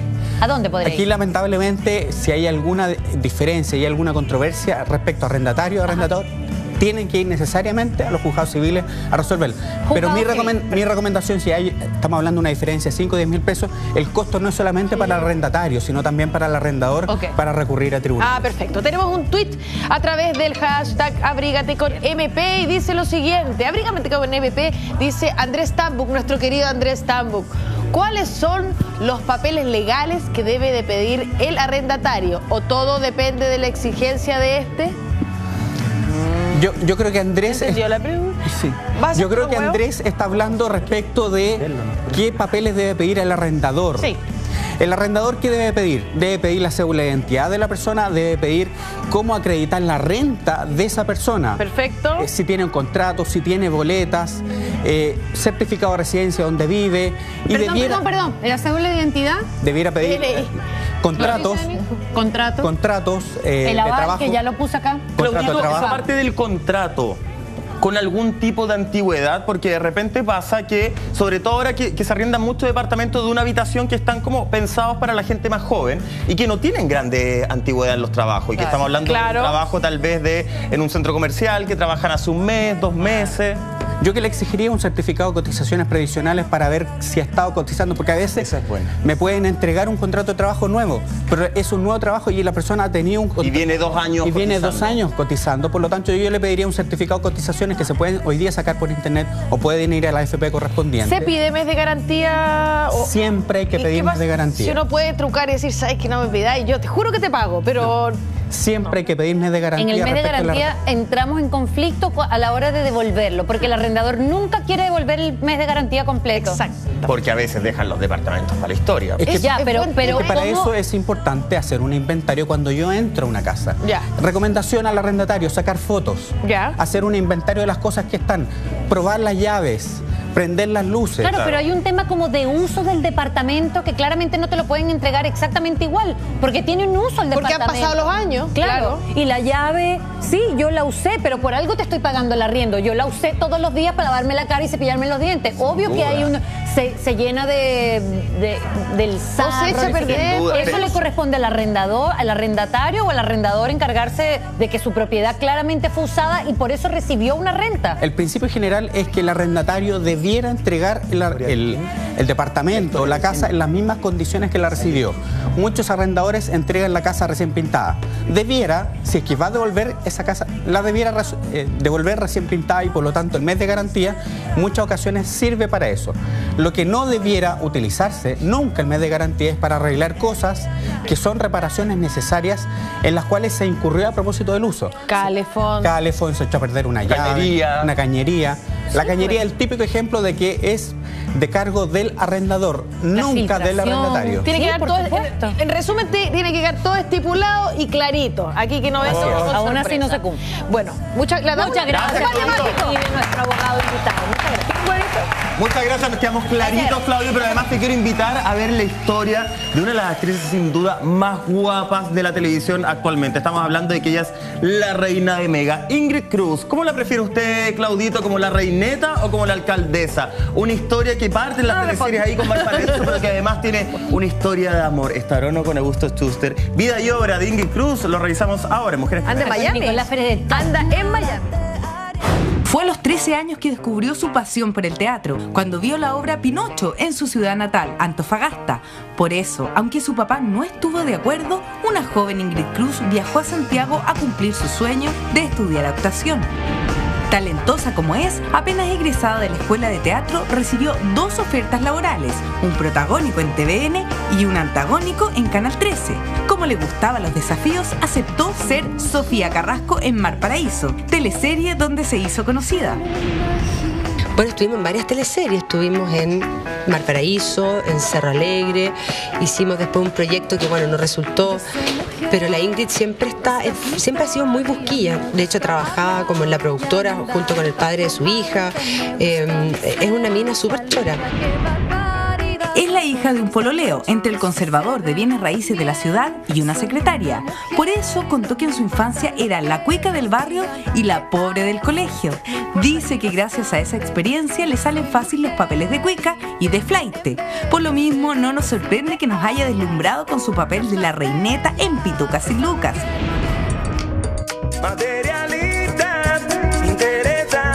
El personaje, a pesar de ser un antagónico como muchos que hizo, se ganó el cariño incondicional del público, tanto así que el año pasado ganó el Copihue de Oro a Mejor Actriz.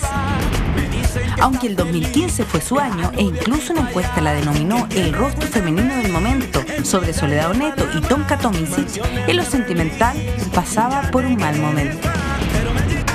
Tu joya durante esa época. Se separó de su pareja, Leonardo Scheinfeld, con quien llevaba 9 años de relación y es el padre de su hija Emilia. Tal ha sido su popularidad y cercanía con el público que fue candidata a Reina Huachaca y aunque no ganó, tuvo el premio mayor, un video de apoyo del propio Gary Medel. Hola gente, soy Gary Medel y les quería pedir su voto para la Reina Huachaca, Ingrid Cruz. Así que esperamos su voto. Tras su separación, se ha preocupado de ella y de sus personajes, pero no ha estado exenta de polémicas. Sí, hasta la vincularon amorosamente con el galán veinteañero del momento, Augusto Schuster. Aunque el romance no fue confirmado, sí se ha hablado de la amistad entre ellos. Y si hablamos de amistad, Ingrid la tiene clara. Si hace poco en Vértigo defendió a su amigo Nacho Gutiérrez por su polémica salida de Chilevisión con uñas y dientes. Se nota que Ingrid está pasando por un súper buen momento, económico, profesional, de más que le deben llover los minos porque está estupenda. Y nada, pues qué más decirte, es una galla a todo cachete, súper profesional, súper dulce. A mí me cae muy bien la Ingrid, le tengo mucho cariño. Hoy por hoy disfruta de su éxito laboral y del amor incondicional de su hija y sus amigos, cuando nuevamente interpreta a la villana en la teleserie Pobre Gallo. Es la actriz más importante del área dramática de su canal y uno de los rostros femeninos más importantes de nuestra televisión. Ya volvemos. Vida, pura vida. ¿La reineta o el rol que está haciendo actualmente la alcaldesa? Coméntanos tú, amiga, con Abrígate con MP, gato, abrígate con MP. A ver, ¿de qué forma? Ingrid Cruz, de alguna forma, es súper como simpático su rol en Mega, porque si bien ella no la llevan con esta primera camada de actores como la gran protagonista, ¿cierto? La gran protagonista era en un principio Paola Volpato. Yo siento que con trabajo, con el cariño de la gente, Ingrid es hoy sin duda la gran protagonista del canal. Pero ella llegó a Mega como a evangelizar un poco, sí, a poner la bandera. La primera camada, claro, me refiero que típico las comparaciones era Paola Volpato era como la protagonista Dios. Supuestamente. Ingrid llegaba como la protagonista, no nivel Dios. Claro. Pero ella con el cariño de la gente de ser la actriz más querida sin duda, se ha logrado ganar ese rol de calladita, sin ella tener que empujar o hablar, decir, ¿sabes qué?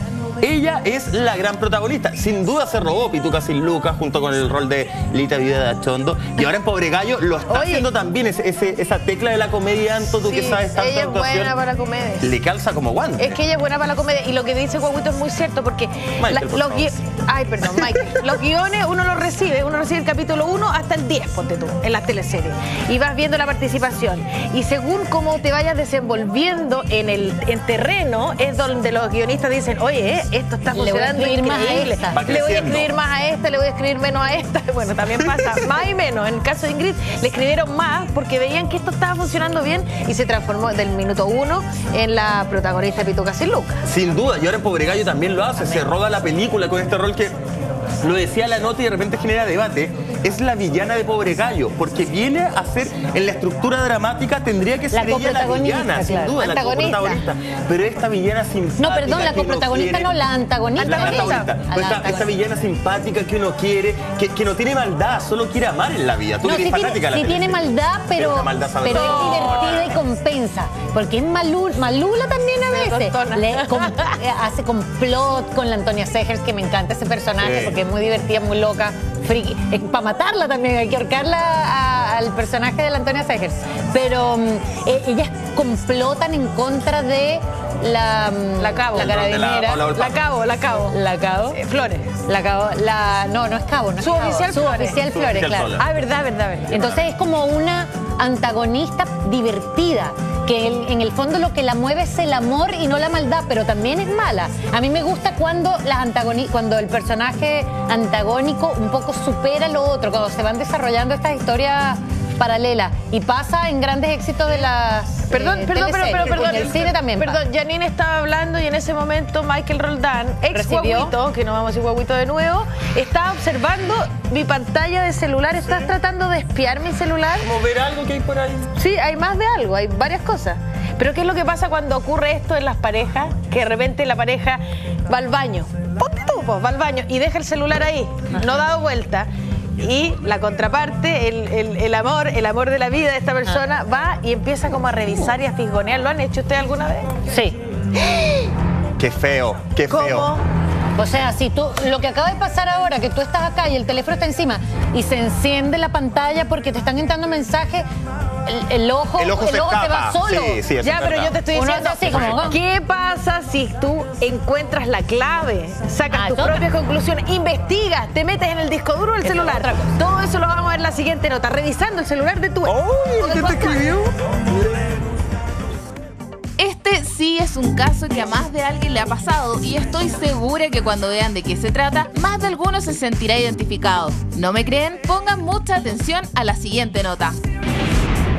Cuando empezamos una relación, todo es color de rosas y siempre vamos a poner a nuestra pareja en un pedestal. Pero, ¿qué pasa cuando entramos a desconfiar y no nos aguantamos las ganas de revisar el celular?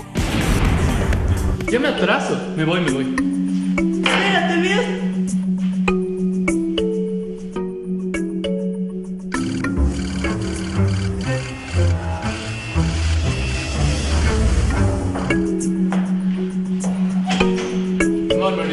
Y ahí fue cuando perdí toda la esperanza.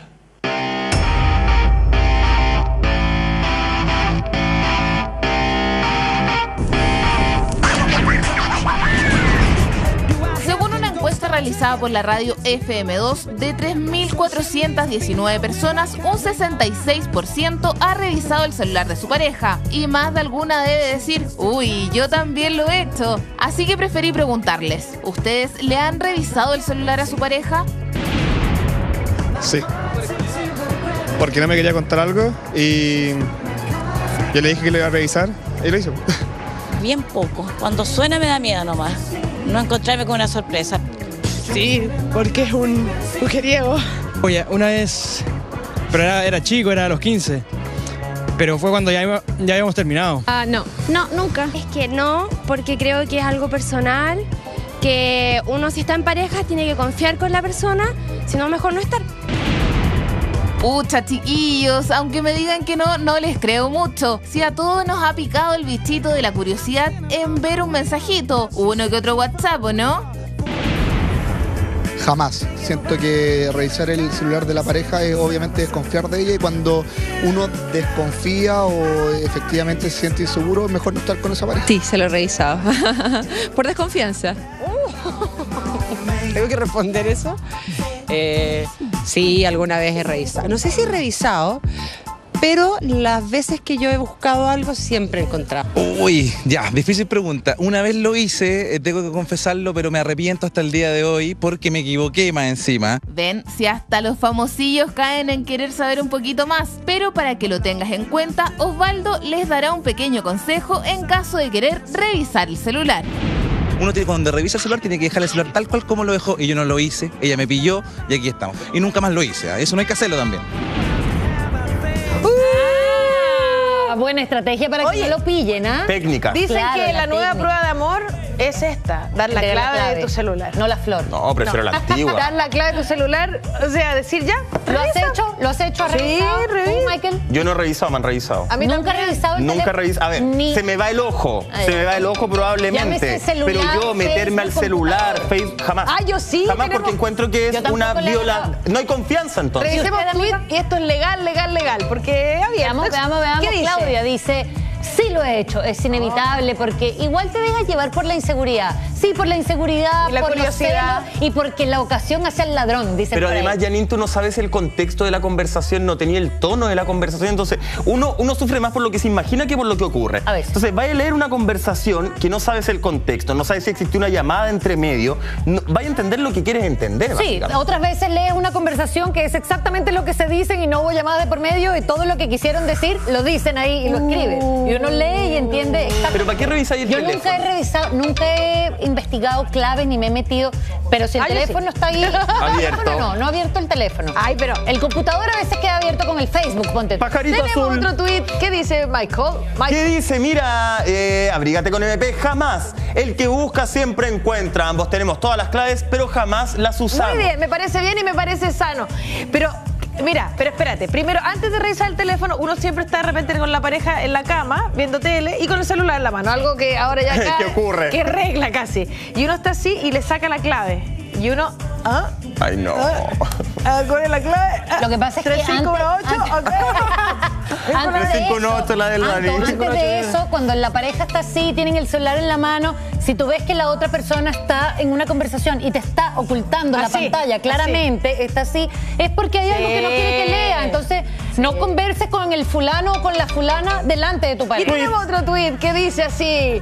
Katy dice, sí, pero jamás encuentro nada. Feliz te dije estar, pues, Katy. ¿Cómo te vas a enojar por eso? Yo creo que no Feliz. siempre hay inseguridad, también a veces es curiosidad de saber, a ver. La curiosidad mató al gato. 10 de la mañana en punto nos vamos, chicuelos, así que nos vemos mañana a las 8 aquí en Mujeres Primero. Hoy día a las 12 en Intruso, Intrusos. y los dejamos con la mejor compañía, los chicos de Hola Chile. Chao, chao. Chao, chao. Chao, mujeres. Hola, Chile.